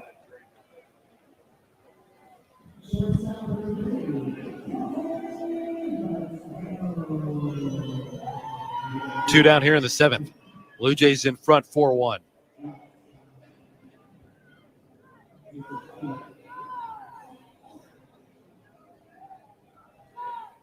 Jorge Mateo, the batter. He owns the lone run for Baltimore tonight. Bunt single, a stolen base. Advanced to third on a couple of walks by Barrios, and then sacrificed in. Mesa misses to the right-handed batter downstairs. Ball 1.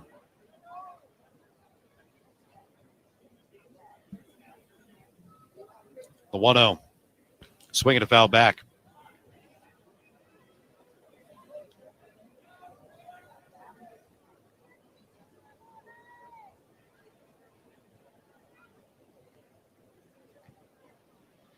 Looking at what's unfolding at Fenway Park tonight with the Rays that are headed to the postseason, likely a ticket to Cleveland, meet the Guardians. The 1-1. Swing a high fly ball out to left field, pushing Tapia back, racing through the raindrops, reaches out and he reels it in. A tremendous running catch by Raimel Tapia. A rising liner out to deep left field. Tapia cutting through the raindrops, extends the glove at the last moment, and he pulls in. A drive by Mateo, robbing of extra bases, helping Mesa fire a 1-2-3 7th inning. We're off to the 8th. Toronto 4 and Baltimore 1. This is Blue Jays baseball, served up by Jack Link's Meat Snacks on the Sportsnet Radio Network.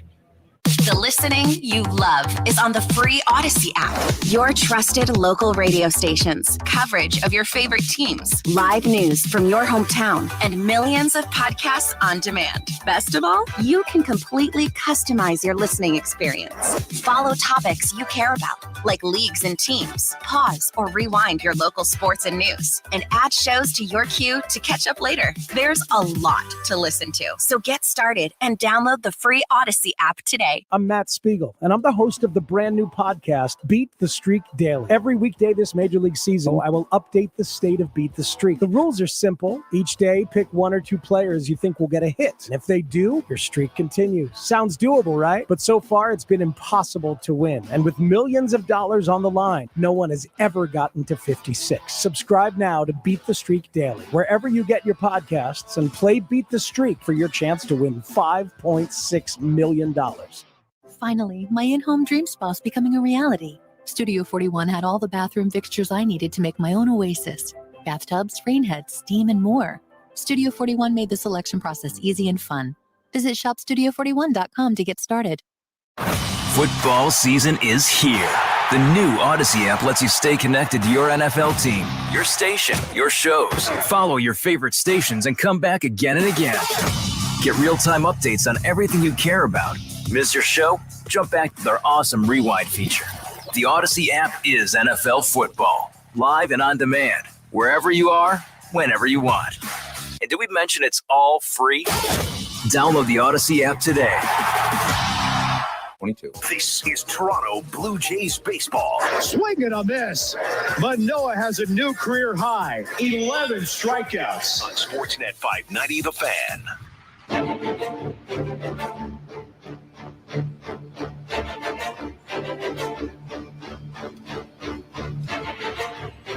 Greetings from Baltimore, Maryland tonight, where the Blue Jays have a 4-1 lead moving into the 8th inning.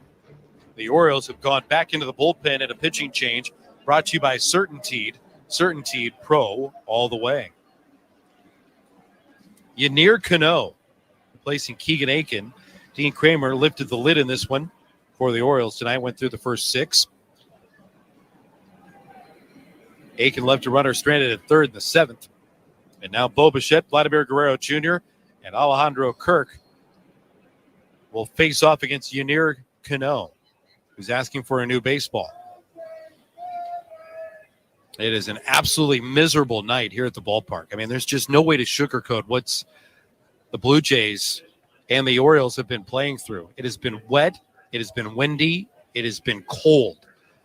The pitch to Bo, swinging a foul back, strike one. A little more than 10,000 paid to be here tonight. 9,000 said, maybe next time. The 0-1. Ground ball shot through the right side. A base hit for Bichette. Leadoff single for Bo.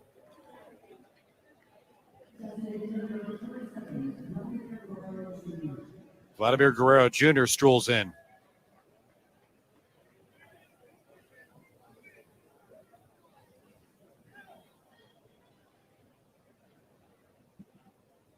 Vladdy Cut went through the rain back in the 3rd inning for his 32nd of the year. He's 1 for 3.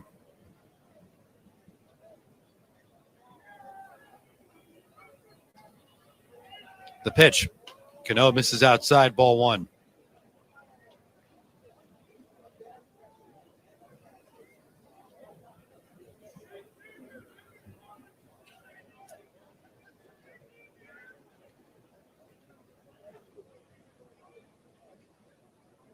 Cano is tall. The right-hander deals. And the slider is down and out.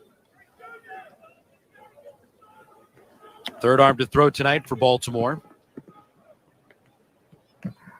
Made his major league debut with the Twins. Part of the return package when the Twins and the Orioles struck the deal. That was for Jorge Lopez. Vladdy swings and lines it off to the right, out of play. Now 2-1.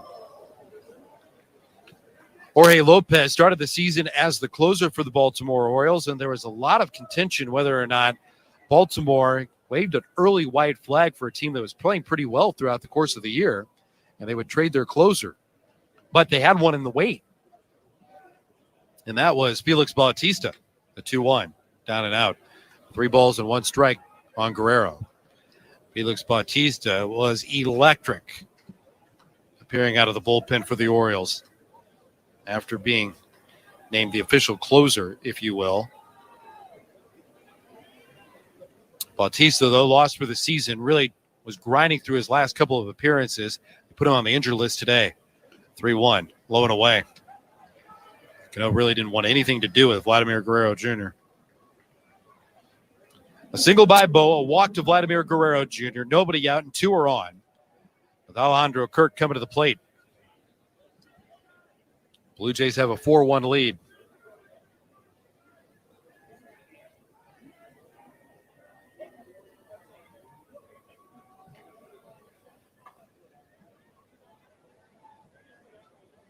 Kirk is 0 for 3.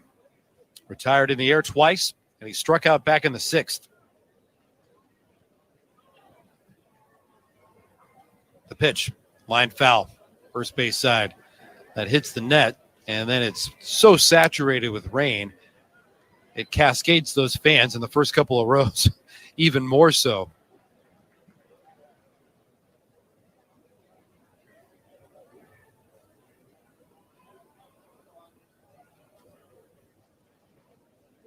Oh, 1. Spins in for a called strike.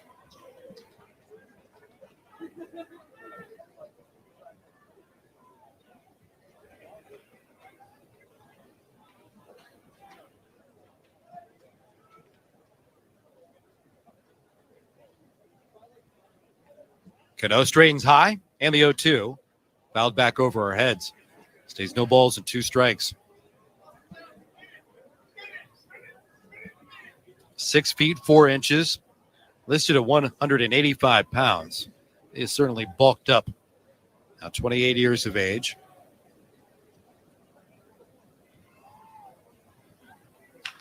There's a line drive headed towards the shortstop. Grabbed by Mateo. The runners freeze. Bo gets back to second. Vladdy stands safely at first without a throw. 1 out. Blue Jays in front 4-1. The postseason picture is certainly set.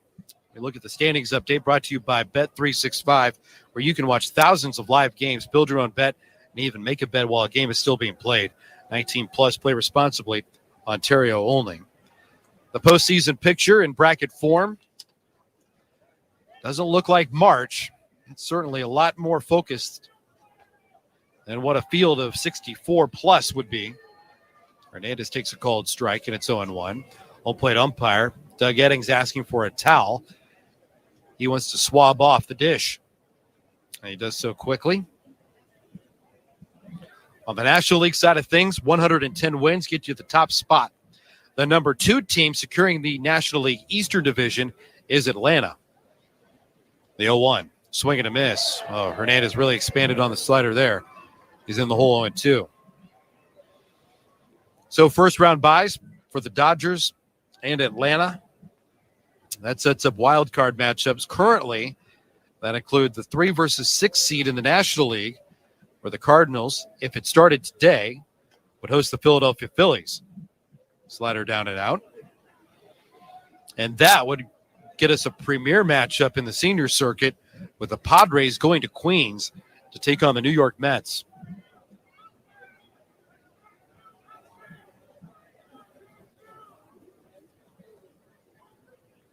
One-two, swing and a miss. Hernandez chases another slider, and he's down on strikes. 2 away with 2 on. We spend a lot of time focusing on the American League, and rightfully so. The Blue Jays are locked in the bottom half of the postseason bracket. Can't move any higher than where they are with the 4 seed. Certainly won't fall to the number 5 seed. And they're locked up with a showdown if they advance in the Lone Star State against the Astros. The pitch, down and away. There's another slider from Cano. Chapman spits on it for ball 1. This is a road trip that started with everybody reporting to Rogers Center yesterday, packing their bags, not only for the pending series here in Baltimore, but the unknown. The 1-0, down and away. Yesterday's loss by Seattle, when they were throttled by the Oakland Athletics, would have been nice to know in terms of packing purposes for everybody associated with the trip. As John Schneider was talking, he stuffed enough clothing and warm weather, wet weather, and just casual clothes to spend nearly 2 weeks.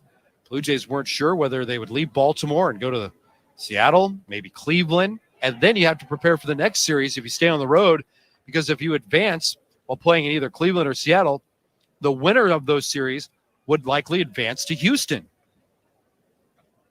Or you might end up in New York. I mean, that was a little far-fetched. But from a Blue Jay perspective, it was going to be on the road for a while. The loss yesterday by Seattle changed a lot. The 2-1, pulled foul, third base side. 2 balls and 2 strikes on Chapman.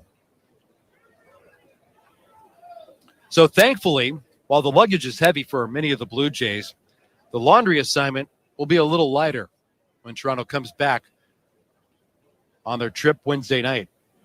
Have the off day on Thursday. Now it looks like a showdown at Rogers Center against Seattle. 2-2. Ground ball to the right side. That'll dribble through past the dive of Odor into right field. Bichette's around third. He'll truck towards the plate. He'll score standing up. Chapman couldn't have rolled it out there any better. He gets it through the wet grass into shallow right field. Odor couldn't corral it. That allowed Bichette to turn the corner. He comes in to score, and the Blue Jays have a 5-1 lead here in the 8th.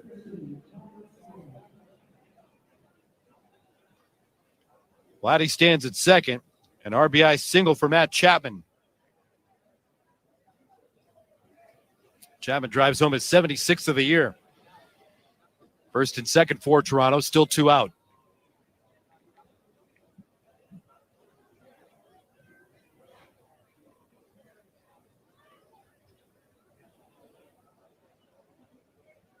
Tapia's got a couple of hits tonight. The pitch, inside, ball 1. Rymel 2 for 3 at the plate. Single, but was caught stealing back in the 4th inning. singled to lead off the 7th. It looked like the Blue Jays were going to build a big rally. Would Merrifield have the infield single? But then Merrifield was caught stealing. Back-to-back strikeouts of Biggio and Springer. That stopped any extension of the lead for the Blue Jays. They finally are able to build it up here in the 8th. A 5-1 lead for Toronto. 2 down, runners on at first and second. Cano in the 2-0. Out of play up the line and left.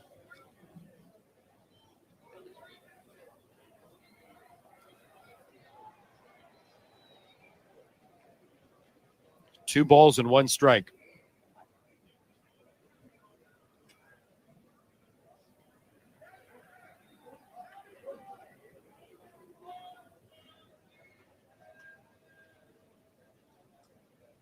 Cano brings home the 2-1. Down and away. 3 balls and 1 strike.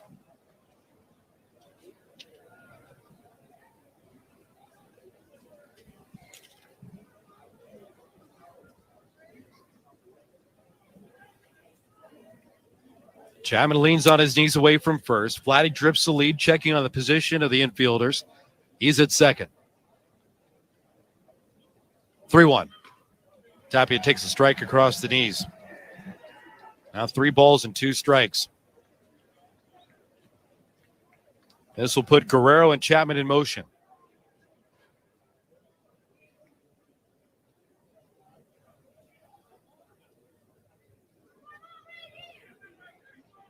Cano set. Runners go. 3-2. That's down and in. Ball 4. So a walk will load the bases. Tapia's aboard for the 3rd time. Whit Merrifield's been on 3 times tonight. 3-hit Whit. 2-run single back in the 2nd inning. A bunt single in the 5th. And an infield single in the 7th. And now time is being called. One of the grounds crew members walking out to the umpire, and they're calling for the tarp. The Blue Jays had the bases loaded in the 8th inning with 2 out. A 5-1 lead, and we've got the tarp coming onto the field. The grounds crew is racing into action, and usually this happens with communication from a grounds crew and the umpires. If there is a significant storm barreling in an attempt to save the field, they race into action no matter the time and situation. They've been playing through miserable conditions all night long to begin with. But there must be a significant storm cell barreling in towards the ballpark. One of the members of the grounds crew brought a phone out, showed the umpire the radar. And then Bill Miller, the crew chief, went to Doug Eddings, and they waved the tarp onto the field. So it's being unfurled across shallow right field, now being splayed over center. And about 25 members of the grounds crew will start to unfold the tarp.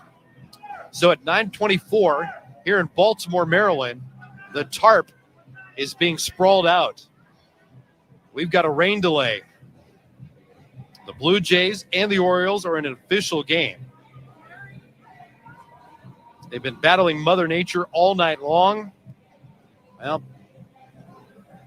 her presence has finally been felt.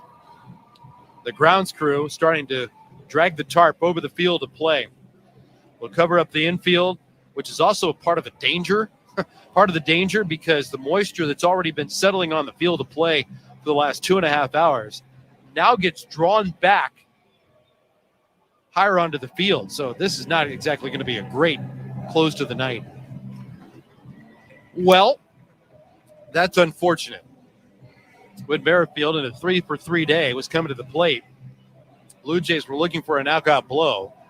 They're in position very, very good here in the 8th inning with a 5-1 lead. But we've got a halt in the action. A rain delay here at Oriole Park at Camden Yards. That gives us an opportunity to pause, hear from the ballpark. When we get an update, we certainly will return to the airwaves here from the Emerald City. But, or the Charm City. The Emerald City is on my mind because we're watching Seattle in the background. Of course, the likely opponent of the Blue Jays moving into the wild card. But the Charm City, giving us little of that here tonight with the wind, the cold, and now the rain, pausing play here at Oriole Park at Camden Yards. But that's okay because at Baseball Control, nice and warm and dry, we find Show Ali. Ben, let's be real, though. They're just afraid of pitching to Whit Merrifield is what it is.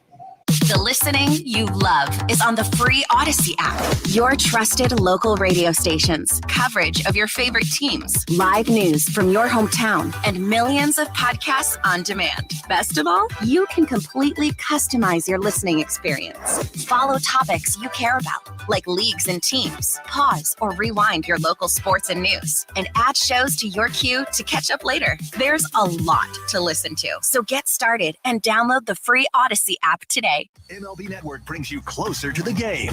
Watch MLB Tonight, baseball's show of record for breakdowns, analysis, and look-ins to live games. Oh, Harold, will it get down? It will. Then Quick Pitch zips through the highlights from every game and gives you a look ahead, all in one lightning-fast hour. Another historic performance on Wednesday night. Watch MLB Tonight every night and Quick Pitch late nights and every morning, only on MLB Network. Go to MLBnetwork.com to find your channel number.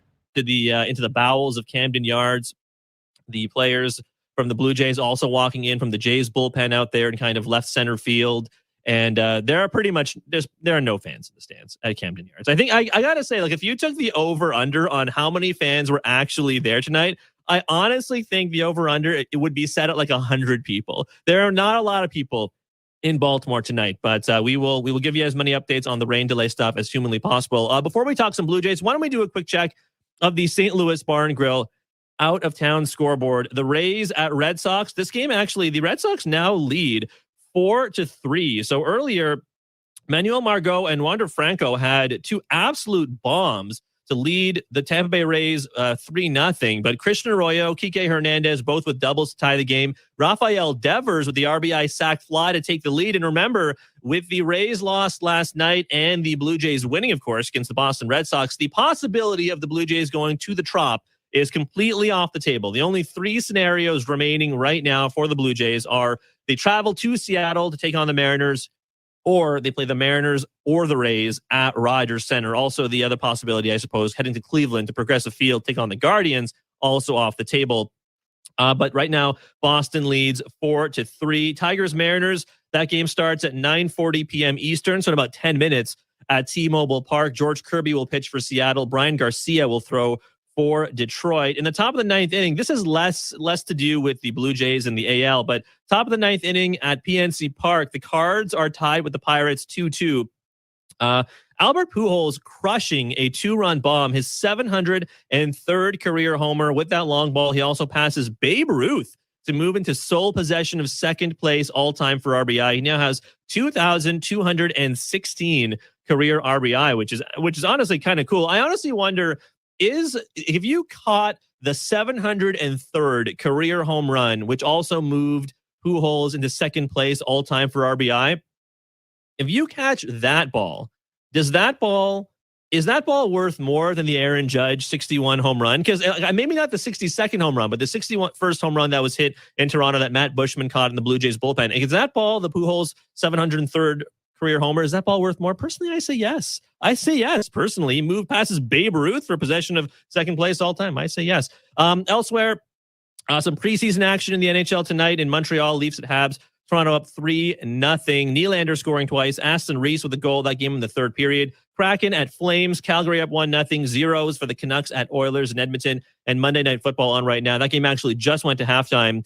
Rams at 49ers. San Fran up 14-6. Jeff Wilson Jr. and Deebo Samuel with touchdowns tonight. That's a quick check of the St. Louis Bar and Grill out-of-town scoreboard. We'll get you more checks of the out-of-town scoreboard shortly. I wanted to play this piece of audio for you before we continue here with our rain delay program.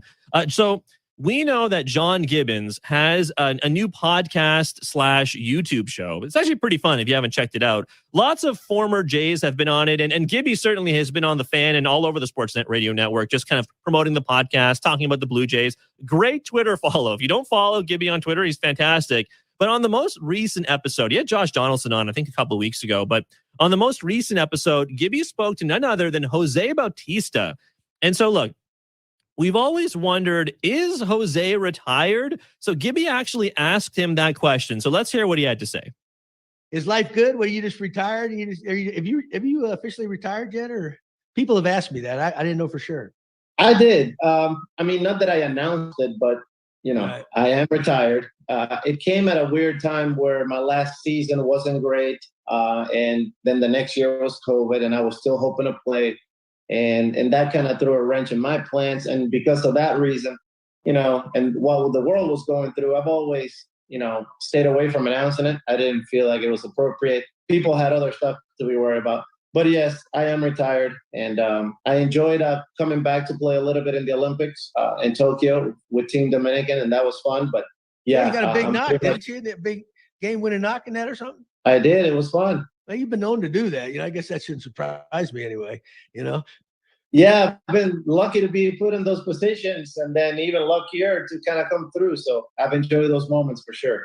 That's Jose Bautista joining John Gibbons on, I guess it was like on Zoom. It was on his, because it's a podcast, but they have podcasts that are also like on YouTube and so on, but it's like a YouTube show / podcast. It was pretty fun stuff. Like Alec Manoah was on the show. Like I said, Josh Donaldson, and there you go. There was Jose Bautista. Let me put this out there. I don't think this is a particularly controversial opinion, but now that he is actually officially retired, I think it high time Jose's name is added to the level of excellence at Rogers Center, right? Like, I don't think that, we got to make that happen at 2023 at some point. Like, I'm actually shocked. I guess I was going to say I'm shocked that it hasn't happened. I suppose the only reason it hadn't happened until now was A, COVID, and B, we weren't sure if he had, actually filed his retirement papers with the commissioner's office, right? So now that he actually is retired, I have to think that at some point here, his name will be up there, and he absolutely deserves it. I wonder who else should be up there. Like when you talk about the 2015 kind of era of Blue Jays, and certainly Bautista was here before that, but you talk about Edwin Encarnacion, or you talk about Josh Donaldson, maybe less Donaldson because he was here for such a short period of time, despite the AL MVP, but Encarnacion maybe too. I don't know. There's a lot of not names you can have the conversation about, but I think a slam dunk choice to be up there is absolutely Jose Bautista. So maybe we see that sometime soon. But you're listening right now to the Blue Jays rain delay program. Of course, the Blue Jays and Astros in action at Camden Yards. Top of the 8th inning. The bases were loaded with 2 outs. In the top of the 8th inning, Whit Merrifield coming to the plate. He was 3 for 3 tonight. Blue Jays leading 5-1, and they called a delay. The grounds crew at Camden Yards rolling the tarp out. It is covered there right now. It looks like the bullpens have been emptied. So if we hear any news on the game being officially called, certainly possible because it's in the 8th inning. I believe it's 5 innings for calling an official game. So maybe it's 6 innings actually. But either way, we are well past that mark. But if we get any news about this game being officially called,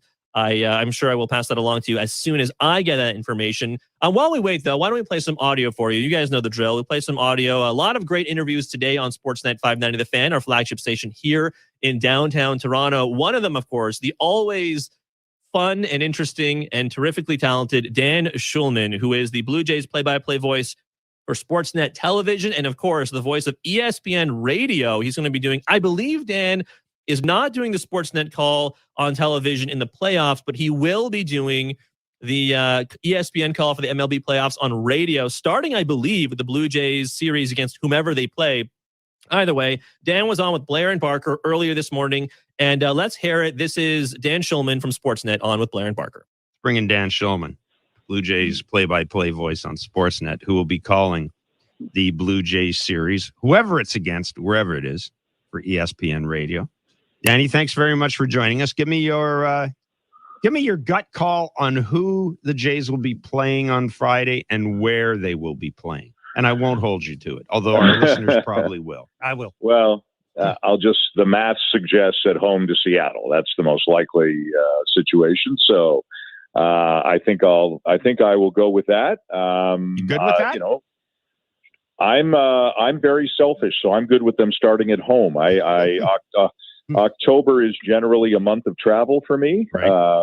Going right through the end of the World Series for ESPN Radio. So getting days at home to be with my family and to call Blue Jays games, that's a bonus. So, of course I'm good with that. I would love to be on the 300 level of the Rogers Center on Friday. From the Jays' point of view, I would think they would be okay with that? Would they, or would you rather have the Rays? See, I'd rather have the Rays. I don't. I believe in the baseball gods and not trying to overthink it. And I think you can't control who you're going to play. So I don't think you should worry about who you're going to play. Once you know who you're going to play, then figure out how you're going to try to beat them. But I think the Blue Jays just need to keep the train on the tracks. They're playing well, win the game that's in front of them, secure home field, and see who the opponent is. Neither's going to be easy. They're both good teams, and Seattle's going to bring in Castillo, Ray, Gilbert, and maybe a soft-tossing lefty in Marco Gonzalez, and we know what those lefty changeup guys can do to this lineup for whatever reason. And then Tampa Bay's got McClanahan. Glasnow has shown up again, right? He might be available in a limited role. Jeffrey Springs, who's like, the same kind of guy as Marco Gonzalez, another guy who can give him fits. Drew Rasmussen is good. I'm with you. Maybe the Rays would be a bit of an easier matchup, but honestly, if I'm the Blue Jays, until you know who you're going to play, I just worry about the Blue Jays. If Barrios is on your roster, obviously he will be. Would it be a little easier to use him out of a pen at home? You think? It's not something I've thought of. I don't think it's going to be a challenge for him to come out of the pen if he's needed, to be honest with you, because it's not like he's coming in the eighth inning with runners at first and third, right? So he's coming in if something happens early to one of the starters, and he won't come in the middle of an inning. Phelps or Pop or somebody will come in and get out of that, and then Barrios will have 15 minutes to warm up for the next inning. So I don't know. That's a good question, Kevin. I don't know if I think it makes a difference if it's home or road. And listen, we've seen both Jose Barrioses this year. He's likely to come in and throw 4 great innings. We have no idea, right? So I don't believe. Well, he's supposed to start tonight, so he's obviously not starting in the wild card round. But he should be on the roster. He should be the long man. The game. Remember, extra innings is legit extra innings, right? No runner at second or anything, right? So if a game goes 11 or 12 or whatever, he could be in there then.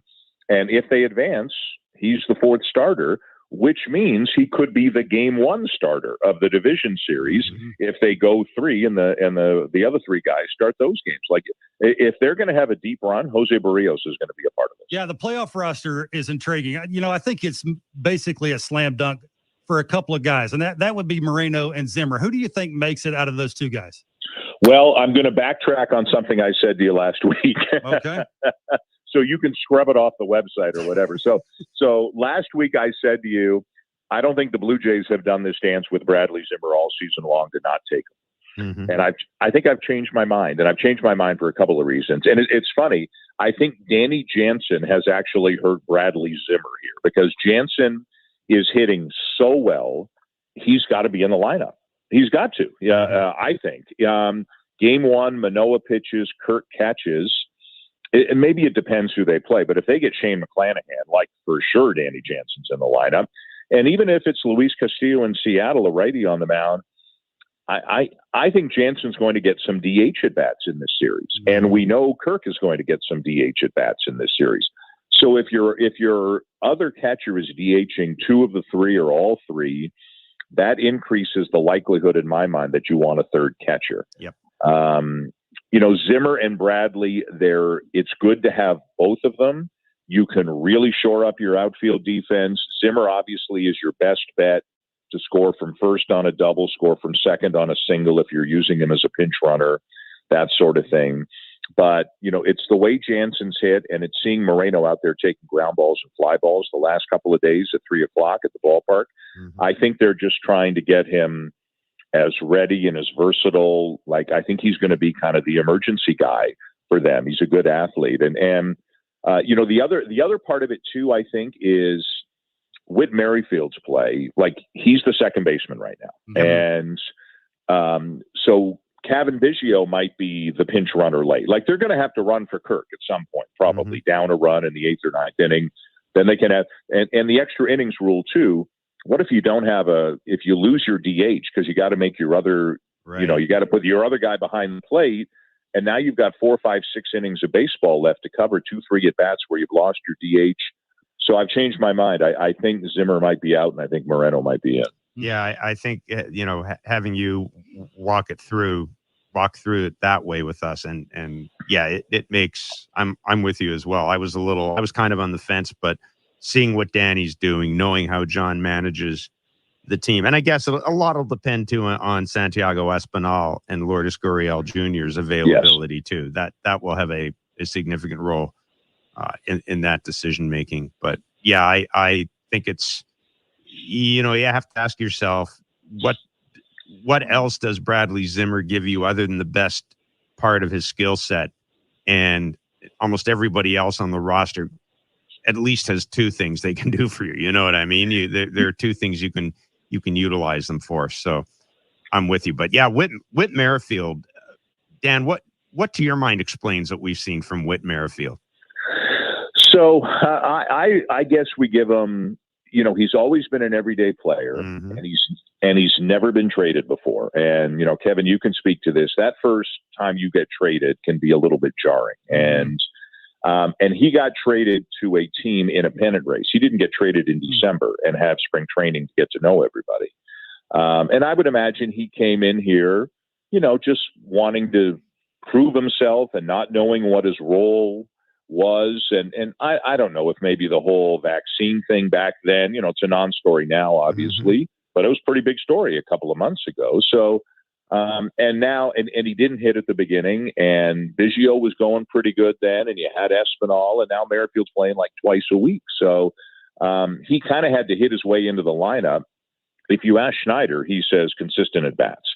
Like, Whit Merrifield's a good player. He led the league in doubles last year. He led the league in stolen bases last year. He's not old. He's 32 or whatever he is, but it's not like he aged 5 years in the last year. He's a good player. So I think it's just, maybe settling in, getting comfortable, playing more, and hitting down in the bottom of the order. There's very little pressure on him. Like, he's not hitting in front of Vladdy or anything like that. I mean, I guess he kind of is because he's hitting 9 and Vladdy's up near the top. But you know what I mean? His job is just to get on base. And Buck has said it a dozen times. When Merrifield gives them a different feel, a different energy. The other team has to be on its toes. And he's just doing Whit Merrifield things. One down the left field line, one down the right field line. That play that he made up the middle yesterday when the ball ricocheted off Bichette's glove and he threw him out was a great play. Yep. And in my mind, and I love Santiago Espinal, love him. But even if he's healthy enough to come back and play, I think Whit Merrifield's playing second base in game one, and he's playing second base as long as his bat's going pretty well. And you could see Espinal in defensively late in the game for sure. But the way Whit's playing, he's got to be in there. He's a great base runner too. They need that in the playoffs, which is going to help. But I want to ask about the lineup. If Teoscar continues to tear up the baseball, would you hit him clean up and just move Kirky wherever you move Kirky, or would you leave Kirky in the cleanup spot? Well, I'll tell you this. So Teoscar, when Kirk's in there, Teoscar's been 6 most of the time, and Chapman's been 5. That, to me, at this point, is an easy flip. And it goes to show you how funny baseball is. And I hope you don't mind me saying this, Kevin. Nope. A couple of weeks ago, you asked me if I would sit Teoscar and if Tapia should play. Sure. Like, that's right. And that's the nature of the beast. And we all are like that. We all get caught up when a guy gets hot. We all get caught up when a guy gets cold and all that. But his bat can be a game changer. So I think I'd leave him at 5. I think I'd leave Kirk at 4. There's something about Kirk's contact ability that I like behind the big boys, because it seems like a lot of times he's up there when contact is going to get you a run. Contact is going to do you some good. So I think they'll leave Kirk at 4. He's not swinging the bat quite as well as he did earlier in the year, obviously. And as you well know, things you might think about for a week in the regular season and then make a change, you might think about for a day in the playoffs and then make a change, right? Because you don't have as much time. So it's a very good thought. I'm sure it's a conversation that they've had, but at the very least, I'd like to see him up to 5. Mm-hmm. Dan, is this as good as you have seen Bo Bichette at the plate? I will say there was one other period, and I remember talking to Bo about it. It was in the shortened season in 2020, right before he got hurt. He had a week. It wasn't this long of a stretch. I mean, the whole season wasn't this long, but he had a week or 10 days where he was on fire. And I remember talking to him and saying, I've never felt better. And then he got hurt, and he didn't play for about 3 weeks or something like that. But I haven't like dug into the numbers, but it feels like he's taking more, but he hasn't lost his aggressiveness, if you know what I mean. Like, he's just making really good decisions. He looks like he's up there with a free mind, and maybe that's us, seeing what we see and making it fit our narrative and all that. But, the at-bats seem to be 1 or 2 pitches where he's ambushing guys. And if not, they're like 8 or 9 pitches. And then he gets into Bo Bichette 2-strike mode and the battle begins. So he's obviously in a very good place, a really, really good place. When the Yankees were in town, I talked to a few of their people, and they were like rolling their eyes like, whoa. For all of the conversation about, what was it? Should they walk Vladdy to get to Kirk? Remember when Vladdy won the game with the hit? There were conversations about, should they walk Bo to get to Vladdy? Yeah. Like, that tells you something that about how other teams are viewing Bo Bichette. And he's in a great, great spot right now. I don't know that there's been a time this year, like if you go through the regular 9, it feels like 6 or 7 of them are swinging the bats really, really well right now. And it feels like most of the time it's been more like 3, 4, maybe 5. But what the bottom of the order, also I think what the bottom of the order is doing, whether it's Tapia or Jansen or Merrifield, I don't want to leave anybody out, but that when those guys are on base, imagine being the pitcher and you've got traffic, and now you got to deal with Springer, Bichette, and Guerrero. That just makes those 3 guys even more dangerous. Dan, how do you grade Matt Chapman's offensive year? He's so up and down. I just don't know how to grade it. Is it a good year, a bad year, a medium year, okay year? How do you grade his year? It's interesting because it's better than his year last year, but it's not as good as his 18 or 19. I guess I would say, okay, somewhere in the middle. He's a fascinating guy. His exit velocities and all that. He hits the ball as hard as Teoscar and Vladdy do, but he swings and misses more. And he doesn't chase like a Teoscar will. He swings and misses in the zone. And again, I don't know anything about hitting mechanics. So I would say, the power has been a plus. The walks and the number of pitches that he sees have been a plus, but the amount of contact has been a minus. So overall, I would say it's been an okay year. I bet you if you asked him, he wouldn't even get you to okay. I bet you he's tough on himself. Yeah. He's hard on himself defensively, if you can believe it. So imagine what he must be like offensively. But when they got him, I think they knew they weren't going to get Marcus Semien 2021 numbers. Like, that's just not realistic. But they needed him defensively. And as you guys, I'm sure, know, you can go up to any coach or the manager and ask them about Matt Chapman, and you can ask them about anything you want. And within 15 seconds, they'll be telling you about what a leader he is and what a force in the clubhouse he is. And there's no analytic for that, but I think that's pretty important on this group. Yeah, we're led to believe that the whole post-game thing the Jays go through, the whole pirate thing that they've developed was largely the result of his imagination, which I mean that for a guy to come in and be able to put his imprint on a team like that really does. It says a lot about him. It really does, that you can come in and have that an immediate positive impact on a group of guys that have been together for a long time. And Matt, he wasn't with this team during COVID, right? So he joined a pretty close-knit group, I think. Yeah. I mean, they're the young guys who generally are the more outgoing, fun guys, and then you've got veterans from other teams too, right? You've got obviously George Springer's a big force, and you've got Gosman and Stripling and et cetera, et cetera. It's a really interesting, diverse group in a lot of different ways. And he didn't walk in at the end of March and announce, "Hey, I'm Matt and I'm the leader." Like, you've got to earn that. But and sometimes, as you guys know, when you travel with the team on the road, you see, it's a different, there are fewer media. You're around them in smaller groups and that sort of thing, and you can see whether it's Bo, whether it's Biggio, whether it's Vladdy. Like, they gravitate towards him, and he can pump them up and he can remind them of things they need to be reminded of sometimes. So I think he's very important. And if we heard November the 8th, maybe that he's been signed to an extension. He's got one more year. Mm-hmm. But if we heard November the 8th that he's been signed to an extension, that wouldn't shock me. That wouldn't shock me at all. I know how highly they think of him. Yeah. No, I'm with you on that. That wouldn't surprise me in the slightest. Dan, thanks so much for doing this, man. Hey, listen, safe travels and have a great call on ESPN. Have fun. And be well. Okay, thanks, guys. I will see you soon. Absolutely. Dan Shulman, Blue Jays play-by-play voice on Sportsnet. He will be calling the Blue Jays series for ESPN Radio.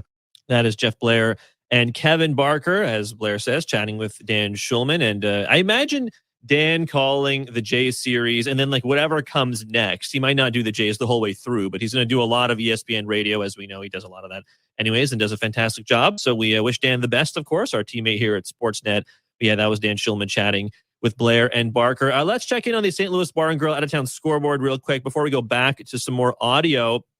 Looks like the Red Sox-Rays game is final. Red Sox 4, Rays 3. The Red Sox are now 76-84. They snap a 3-game losing streak. Oh, I wonder where that happened. The Rays are now 86-74. They have lost 3 straight. Devers goes 3 for 3 with an RBI. Rich Hill, 1 earned run in 6 innings pitched. Fantastic stuff from Rich Hill. Honestly, he's been great for most of the season. So Red Sox win 4-3. The Rays, because the Rays have lost, it essentially means that a Mariners win tonight would move them 2.5 games ahead of Tampa Bay for the second wildcard spot with 3 games to play. Tampa now has 2 games left because their game is done. Tampa does have the tiebreaker, so it would mean that you probably are solidifying Seattle as the number 2 wildcard seed at the very least. Right now, the Seattle Mariners are taking on the Detroit Tigers. They have 4 games, including tonight's game against the Detroit Tigers. There's a doubleheader tomorrow at T-Mobile Park. All of these games, of course, in Seattle. Bottom of the first inning, Detroit actually up 1-0 right now. Miguel Cabrera with an RBI single to score Akil Baddoo. So look, I guess we're all Tigers fans tonight, because if the Tigers win basically any of these games over the next 4 games, including tonight, and the Blue Jays let's just assume the Blue Jays are 5-1 right now. Let's just assume the Blue Jays win this game, or this game is called in the next 5 minutes, because right now we're still waiting on any news regarding that. People are still milling about Camden Yards. But when I say people, I mean like 6 people, right? Like there are not a lot of people waiting on this game. So let's just assume the game is called, even though it has not officially been having been done so. If Detroit wins and the Blue Jays game gets called and they win, then that would clinch wildcard 1 for Toronto. So, hey, I mean, that's what we're hoping for tonight. We're hoping for more runs from Miguel Cabrera, who I believe is also retiring at the end of the season, I think, right? Miguel Cabrera said that when he was here. I know Pujols is. You think about other legends of the game, I'm pretty like 98% sure Miguel Cabrera is. But either way, Seattle is down 1-0 to the Tigers in the first inning. We'll continue checking on that St. Louis Bar and Grill out-of-town scoreboard throughout the evening as we wait on this game. Of course, right now, like I mentioned, Blue Jays up 5-1 in the top of the 8th inning. The bases were loaded. Whit Merrifield coming to the plate with 2 outs. And of course, then the tarp was brought on. So we'll give you any updates on that when we hear it. Let's go play some more audio. This was also from Blair and Barker this morning. John Schneider, Blue Jays interim manager, for his weekly hit with the guys. Of course, John Schneider was one of Barker's teammates when they were in the minors. So let's hear it. Here is John Schneider, Blue Jays interim manager, on with the guys from earlier this morning. This much we know about the Jays. They will not have to go to Tampa to play the Rays. They will not have to go to Cleveland to play the Guardians. So it's either going to be Rays here, Mariners here, or Jays in Seattle against the Mariners. We can all kind of do our own 1, 2, 3 listing mentally of who we'd like to see them face. I don't think our next guest particularly cares right now. And if he does, he's certainly not going to tell us. He is John Schneider, manager of the Toronto Blue Jays. John, thanks so much for joining us today. Congratulations on clinching that wild card spot. I have to tell you, I'm whenever I see a team celebrate, I watch the next day with particular interest, just to see, who may have been carried away or gotten carried away. And I watched your team, and what did you guys responded to the celebration with 21 hits, a 10-0 win? I was just going to ask you the focus you guys had after securing that postseason spot. What does that say about your team? I think it says a lot, and I probably sound the worst out of all of them right now. I'm still trying to get my voice back, but it says a lot about what they want to accomplish, I think, and kind of what their goal is. Getting in is great, and they want to play at home, and they want to keep adding up every win, and they want to keep rolling. So it's always nice to come out after you celebrate and put up a performance like that. That was a pretty special weekend.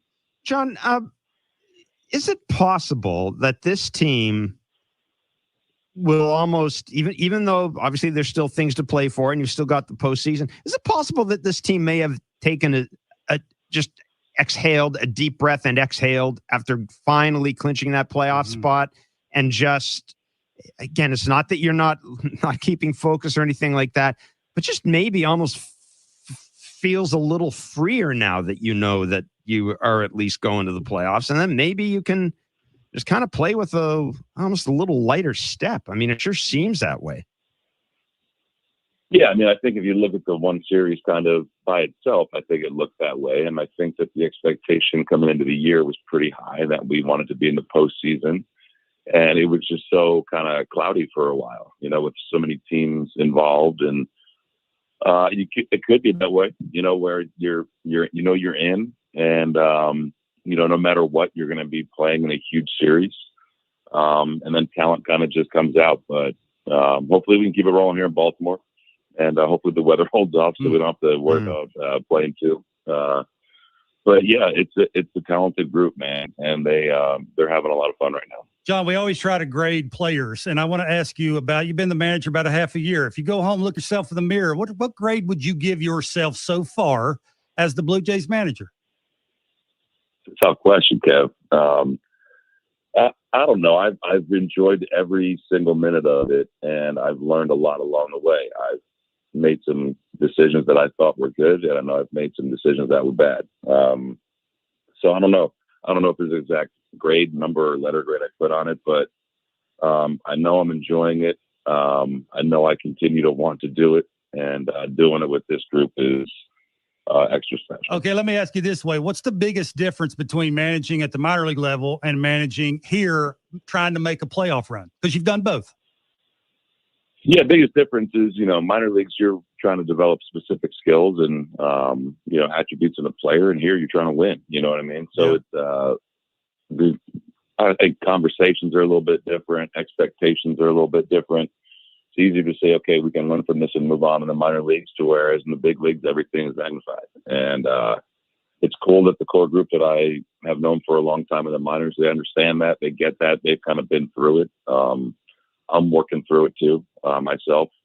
So that's the biggest thing. Everything is magnified, and you're hoping that the mistakes that have been made, you've already learned from them, and they don't happen again. John, when did the possibility of Alek Manoah starting game one of the playoffs go from being a possibility, or a likelihood to the plan? I mean, we kind of, I think whenever it was a couple of weeks ago, we like to have our options very much open. And that was kind of always the plan. If we were in a 3-game series, we wanted Alek to pitch, game one of that series. And, we just didn't know where we were going to end up, where we are right now, the last series in Baltimore. We didn't know the magnitude of each game, what it would mean. So just leaving our options open is something we wanted to do, with the end goal of, getting him the ball in a postseason game for sure. What does it tell you about him when all of his velocity on all his pitches is down and he still gives you 6 scoreless baseball at the end of the season?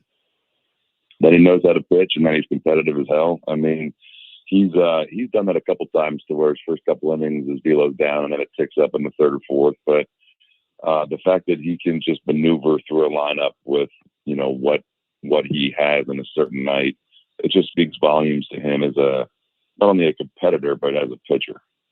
Yeah, John, I want you to talk to me. You used to be an ex-catcher. Adding a two-seamer mid-season, he threw some two-seamers, but not as much as he's throwing it now. How hard is that? And, he's got to have some confidence. And I think he threw it, 41% in his last start. That's a lot, right? You got to have confidence. You got to have buy-in to that thing. How hard is that to, have a guy of his talent doing that, say, mid-season? Yeah, it's if you're throwing a pitch that much, you're feeling pretty good with it. And I think it just pairs well with his breaking ball. The development of his changeup this year has been outstanding, keeping left-handers kind of at bay a little bit. But he's confident in every pitch, and I think what's really unique about him is, he knows exactly which one is working to what extent on any given night. And, he figures it out. He rolls with it, and he can really read hitters' swings too. He can really read what they're trying to do against him. John, what do you need to see in these next 3 games? Obviously, you want to win them. Obviously, you want home field advantage in the first round. But in terms of readiness or health, I would presume Santiago Espinal and Lourdes Gurriel Jr. are kind of first and foremost there. But is there something else you need to see from this team as well? I mean, yeah, we'd like to get everyone as healthy as possible, and hopefully we can. And I think more of the same. I think the overall urgency, attention to detail, just kind of playing together, having an approach, sticking with it. I think that if we take care of those things, we are going to be really, really tough because of how talented we are. So it's a combination of those things. I think just kind of continuing to what we've been doing the last week or so. I've been very happy with how we've been rolling out there every night. Do we expect to see both Santiago and Lourdes play at some point in these 3 games? Is that definite, or is it more certain with one than the other? That's the hope for both of them, but not definite with either of them, Okay. which is a weird answer. I think today when we get in and see what kind of activity we can do on the field, will kind of tell a lot, especially with SC. I think SC is getting really close in terms of being like full go, and Lourdes may be a day or so behind him. I mean, he's close too. He's just got to finish off the running part of it. So hopefully we have every option that we would like going into the postseason. You've seen the bottom third of this lineup, or we've seen the bottom third of this lineup really, really take off. And I think when we talk about lineup construction, a lot of the times we focus on the first 4 or 5 places and then just assume that everybody else just kind of falls into place after that. How much thought goes into who hits 7th, 8th, and 9th in this lineup? Great question. And it does kind of depend on who the starter is and how their bullpen may be deployed and how we try to keep ourselves in good spots against who they may bring in based on availability. So you look at, trying to separate some lefties if you have Tapia or Jackie in there or Biggio. You look at who's actually swinging the bat, how they're doing right now. If you want to look at Jano or Witt doing that. It is kind of a unique blend of who goes where certain nights, but to have the depth that we do, I think speaks volumes to, how that part of the lineup does day in and day out, how they've done it all year really. And there's a few factors that go into it. Obviously, one is against the starting pitcher, and 2 is who are we ready to hit against if they're coming out of the bullpen, and how are we going to combat that off the bench if needed as well. Talk about hitting with Teoscar. Is there one thing when you're standing over there you go, wow, right there it is. Now he's going. Is there one thing? Yep. When he's taking pitches that are out of the zone, he's dangerous to anyone in the league. And he's getting in good counts and he's not missing his pitches. If it happens to be the first pitch of an at bat, he's ready. And I think just the overall separator for him is when he is locked in and controlling the strike zone, he can do exactly what he's doing right now. You mentioned Whit Merrifield, and we've seen him. He's hitting 10 of his last 11 games. I think there's certainly, if you had said to folks a month ago that there would be, that Whit Merrifield would be in a position to start for this team in the postseason, people might not have bought into it. Is this just a matter of, John, of he's just a really good player having a really bad year, and suddenly he's just kind of snapped out of it? Yeah, I mean, I think his track record speaks for itself over his career. And, obviously didn't get off to the start he wanted to, either in Kansas City this year or when he got here with us. And it was tough that he wasn't playing every day, something he was very accustomed to. So I think it's a combination of a player being in this type of atmosphere, playoff race and playoff series coming up for the first time. And, just playing more consistently, I think. He'll probably be the first one to tell you that it's a lot easier to get back to what he's used to doing with getting regular at-bats. And, what he's doing cannot be ignored by any means. And he has been a huge, huge boost for us. John, how has Zach Pop grown as a Blue Jay? Man, I think he's comfortable with his surroundings, and he's really understanding his routine day in and day out with Matt Bushman and Pete Walker. He's, you look at his last outing. I know some regulars from Boston weren't in there, but you look at what his stuff does, and he's getting pretty comfortable with how to deploy it. Sinker speaks for itself, and then how he's kind of used his slider since he came back from the minors has been really impressive. So he's definitely feeling comfortable with what he's doing right now. He's been really, really good.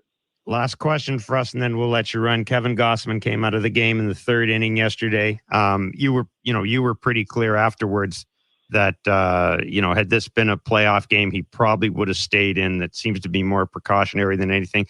This sounds kind of odd, but he's kind of used to having to pay special attention to that particular finger, isn't he? Mm-hmm. Yeah, he's had that, for the last couple of years. I think when he started throwing his split, usually means he has a good one when it's getting a little bit flared up. But yeah, it was just, he was, aware of it. We were aware of it. And I think, judging on where we were, knowing that we had a playoff series locked in, we didn't want to have him do anything that would affect, him or us going forward. So he feels fine, feels way better today. And, we're not worried about that at all. John, we're going to let you scoot. Thanks so much for doing this, man. Keep it going, and we'll see you back in Toronto. Yeah, see you later. All right. Awesome. Thanks, guys. Appreciate it. John Schneider, manager of the Toronto Blue Jays. That is Blair and Barker chatting with John Schneider as you are listening to the Blue Jays rain delay program. Blue Jays currently up 5-1 on the Baltimore Orioles at Camden Yards. Top of the eighth inning, 2 outs, bases loaded for the Blue Jays. Whit Merrifield coming to the plate.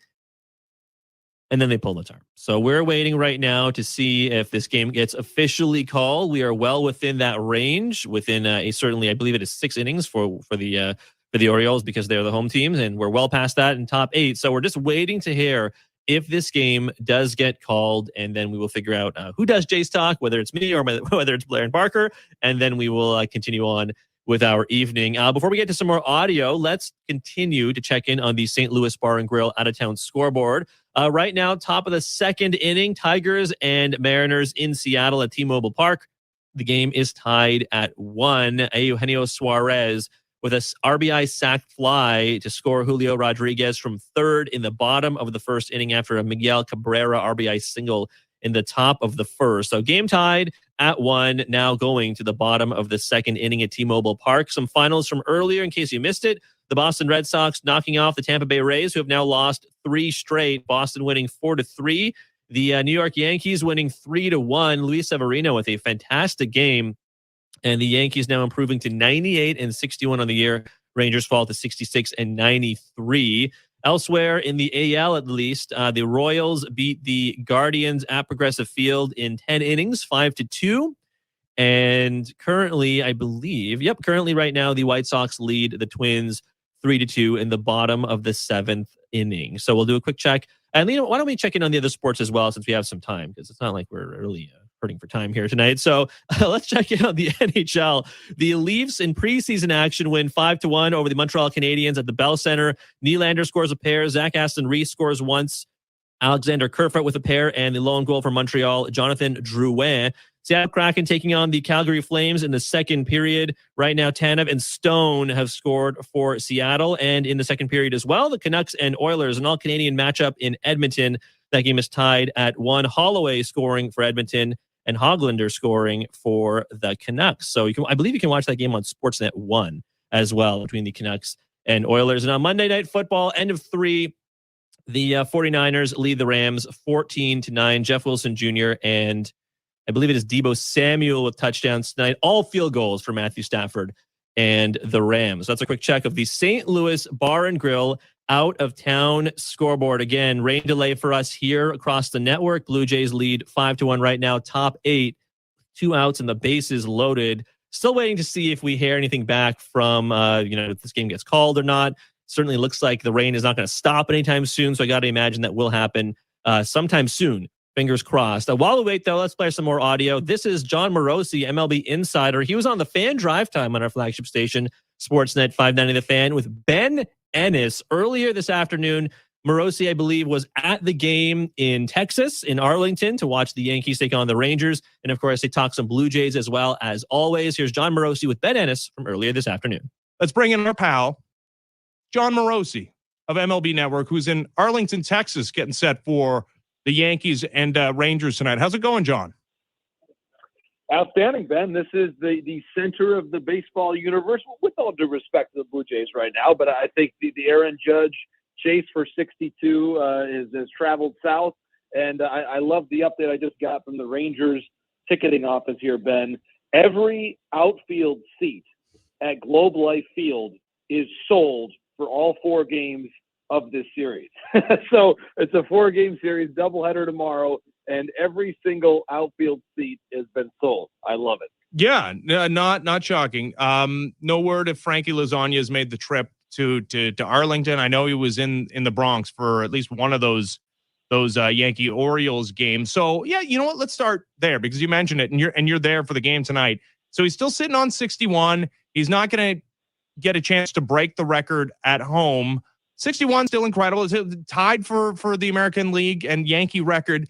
It would be a bit of a bummer if he didn't hit at least 62, though, John. I agree, Ben, from a standpoint of how we remember this season and the big build-up. And at least I think there has to be that solace of having gotten to 61. There's a certain comfort there where you hit that benchmark, a great moment there in Toronto, certainly as you remember it well.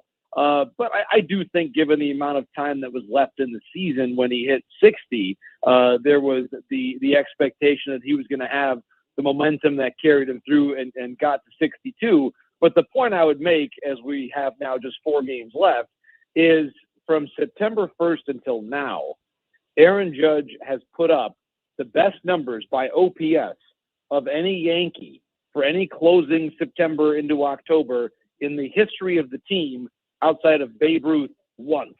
This is the second best September that has ever been produced by a Yankees player. And obviously now we're into October and the weekend wasn't great, but I think it's important to keep in mind that while the ball hasn't been leaving the yard as much the last 10 days for him, still I think that the productivity has been high. He's been driving and runs. He's been taking his walks. And so I think that yesterday wasn't great. Obviously, it was 0 for 3 with 3 strikeouts. But I think the general caliber at bat has been really good.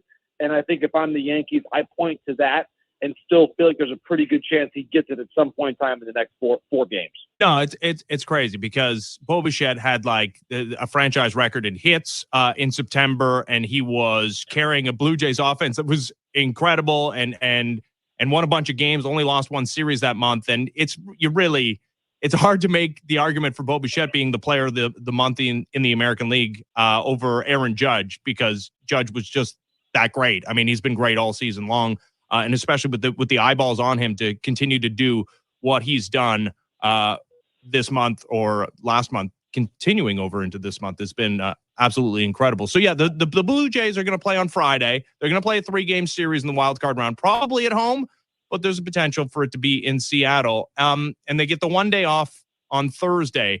The Yankees and the Astros, and then in the National League, it's likely the Braves and the Dodgers get this bye thing that we're gonna get a sample of years under our belt and understand the value of having that bye. But there is an argument to be made, John, that maybe you don't want to stop the momentum like these teams are going to do for about a week's time. Well, Ben, it's an excellent point. And like you, I'm really curious to see what becomes of this format as we get a little bit deeper into it. Because you're right. When you look at the way that, for example, that things would play out with in the former format with the single game, the wild card game winners did better than you would have expected them to do against the top overall seed in the old format. You saw them, it wasn't quite 50-50, but it was close, and certainly much closer than you would expect between the 1 seed and the 4 seed, or the 1 seed and the 5 seed. It was pretty darn close, to the point that you looked at it and said, you know what, once you have won that round, you feel pretty good about where your momentum is.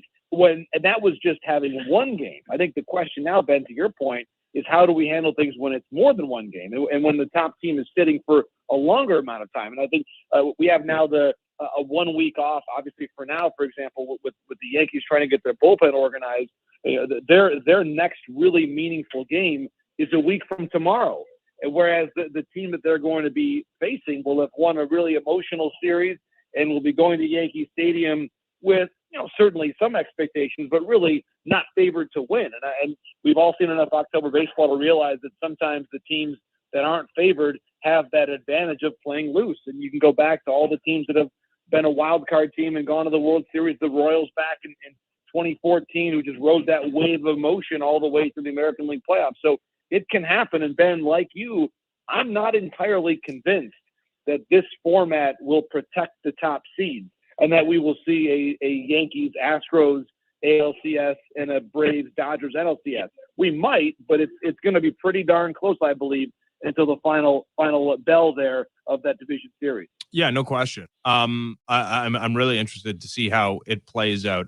Blue Jays have been on an absolute heater here last month, carrying over into the early days of October, John, as they sweep away the Red Sox, because everybody in the American League East just disposes of the Red Sox. They've been horrible against everybody that's not the Orioles, and they're only 10-9 against the Orioles this season. But the Blue Jays 20-10 through September and the first couple of days of October. They lost just the one series to the Yankees last month. Is this as close to as good a Blue Jays team as you've seen all season long? I think so. And I look at tonight's game, Ben, and I know they're on the verge of clinching home field, as you documented, and they've already got their spot secured. But for me, seeing Berrios on the mound tonight is a huge, huge step for the Jays and what he's able to offer. We know, obviously, last time out did not get through 6 innings. At least he got to the 6th. He gave up 5 runs. He only had the 2 walks. He did strike out 7. So there were some things that you liked in the line. But I think you're really hoping to see him have his first quality start since September 17th. He needs to give this team something positive to build off of for the playoffs, because as we've talked about before, he's certainly not one of their best 2 starters. And I guess we'll see how Gossman does with his finger issue that's come up. But I have a really hard time imagining the Jays getting to the ALCS without Berrios delivering at least one, and probably more than one. That is John Morosi chatting with Ben Ennis on the Fan. Drive time earlier this afternoon. The reason we're cutting off John and the valuable things he brings to the station and across the Sportsnet radio network, because we have some news on this ball game. The game will not resume, which means the Blue Jays' final score is 5-1 over the Baltimore Orioles at Camden Yards. Their magic number to clinch the first wild card is down to 1, and right now in Seattle, at the end of 2, the game is tied at 1 between the Mariners and the Tigers, and of course, a Mariners loss to the Tigers locks in a home series at the Rogers Center. But to put a bow on this one, let's get you back down to Camden Yards, where Ben Wagner is patiently standing by. Well, he'll get to the Bet365 play of the game. Ben, take it away. Well, show here at Oriole Park at Camden Yards, it's worth the 54 minutes of wait and see what would happen as Mother Nature continues to dump on this series opener. After that rain delay that brought the tarp out, despite the struggle of the conditions, the Blue Jays rallied for a 5-1 victory. They've got the speakers blaring down in the clubhouse because they are on their way to securing home field in the American League wild card. The Blue Jays' magic number is down to 1 after a 5-1 win over the Baltimore Orioles. The Blue Jays take one further step in their season high water mark, now 22 games over 500 with their 91st victory, now 91-69. The Blue Jays can pass last year's win total with a win either on Tuesday or Wednesday. In the defeat The Orioles are now 82 and 78. Totals in this one, 5 runs, 10 hits, and no errors for the Blue Jays at the plate. Toronto goes 2 for 9 with runners in scoring position, 3 men left on base. The Orioles, 1 run, 3 hits, and 1 error. Baltimore goes 0 for 1 with runners in scoring position, leaving 5 men on base. Jose Barrios will win for the 12th time this season. He fired 6 frames of 1-run ball, 3 hits overall. He walked 3 and struck out 5. Tim Meza, yes, even though this is an abbreviated game, gets credit with the save, his 2nd of the year. Dean Kramer will take the loss. He falls to 8 and 7. The Blue Jays once again post a 5-1 win over the Baltimore Orioles and now win a 4th in a row to move to 91 and 69. The Blue Jays have won 18 out of their last 26 against American League Eastern Division foes. This ball game briskly played when it was in action to 2 hours and 16 minutes. The problem was 54 minutes of the rain delay. But the stats in the 8th count for the Blue Jays, so that only helps pad the stats on a night where the Blue Jays pick up a win. Whit Merrifield was in the middle of everything tonight. He got the Blue Jays on the board with a 2-out, 2-run single in the 2nd inning. Vladimir Guerrero Jr. had a 2-out solo home run in the 3rd, and the Blue Jays had a 3-0 lead. Jose Barrios would give up the lone run in his ledger in the 3rd. Blue Jays had a 3-1 lead moving into the top of the 5th when Whit Merrifield dropped a bunt to get himself aboard, and then on a throwing error from Dean Kramer, advanced to 2nd. On a bounce out by George Springer, Whit Merrifield ran over to 3rd base, setting up, once again, a run with his wheels. The 1-2 pitch. Bounced way in front of the plate. Good read on the break by Merrifield. Headed towards the dish. He slides in to score. That ball bounced 55 feet away from the rubber, way out in front of home plate. It was a good read by Whit Merrifield. He saw it land out in the clay. He broke towards the plate. Even though that ball was just a couple of strides away from Adley Rutschman, he beat Kramer to the dish, sliding across to the Blue Jays, have a 4-1 lead here in Baltimore. The Blue Jays get Whit in action once again. He would have 3 hits tonight, and his wheels delivers today's play of the game. Brought to you by Bet365. With Bet365, you can bet on things like player props, totals, or money lines across many different sports. 19 plus, play responsibly. Ontario only. The Blue Jays would make it 5-1 on Matt Chapman's RBI single in the 8th inning. The Blue Jays were at the plate. The bases were loaded with 2 outs when the tarp was unfurled and then play stopped, and it will not resume tonight. Final score, the Blue Jays 5 and the Orioles 1. This copyrighted broadcast is presented by the authority of Rogers Blue Jays Baseball Partnership and may not be reproduced or retransmitted in any form, and the accounts and descriptions of this game may not be disseminated without the expressed written consent of Rogers Blue Jays Baseball Partnership or the Sportsnet Radio Network. For Brett Armstrong, Tom Young, Show Ali, I'm Ben Wagner. Now get ready, because even though it's a soggy edition, it'll be a revved up edition of Jeff Blair and Kevin Barker delivering Blue Jays talk for you tonight. I gotta admit, Kevin Barker, I'm nice and toasty in our studio here. No rain falling here. A little cup of coffee here, all good to go. I mean, that just about worked out perfectly for the Blue Jays. You get the game in, you get to see Jose Barrios pitch, you get the lead, and then the rain comes, shut her down. Boys are back in the hotel early, probably watching the Seattle Mariners game right now. My big fear in this situation, of course, same fear that John Schneider had when he talked about it with us earlier, this game being rained out. Now you're running into a doubleheader. This is probably best case scenario for the Blue Jays. A 5-1 win. Their magic number to clinch home field is down to 1. Yeah, you got some solid starting pitching. You got some timely hitting.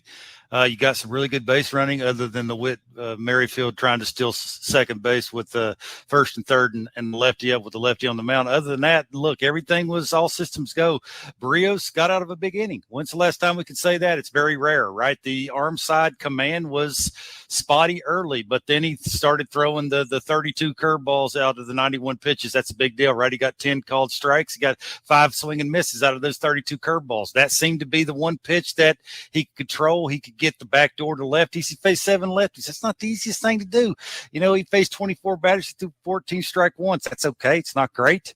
He only gave up 1 2-strike hit. That's been this sort of little bugaboo is you get ahead of them, but how do you put them away? And it just seemed like, whether it was the rain, whether it was the Orioles just sort of running out of luck this time of the year, whatever the case was, give Jose Barrios credit. He got through a tough inning in the third there. He gave him a chance to win. He gave him a chance to get a big hit. They ran the bases the way they were supposed to. They did exactly what they were supposed to this time of the year, is win a baseball game on the road against a team that's not as good as you are. And Vladdy got a home run. Yeah, well, again, this gets back to when great hitters this time of the year get center cut 89 right down the middle, you don't get them back. If you're a pitcher, you're asking the umpire for another baseball. And Vladimir Guerrero Jr. is a great hitter. He's having an up and down year with the ground balls to the left side of the infield, but man, when he gets the ball down the middle, that's, somewhat of not the velocity that everybody's used to seeing most of the time. Even if that fence is a mile away, he's still going to clear it and get a big hit when they needed it. And this is what sort of your big time hitters do in big time situations this time of the year, is they get big hits. And that's what Vladdy did.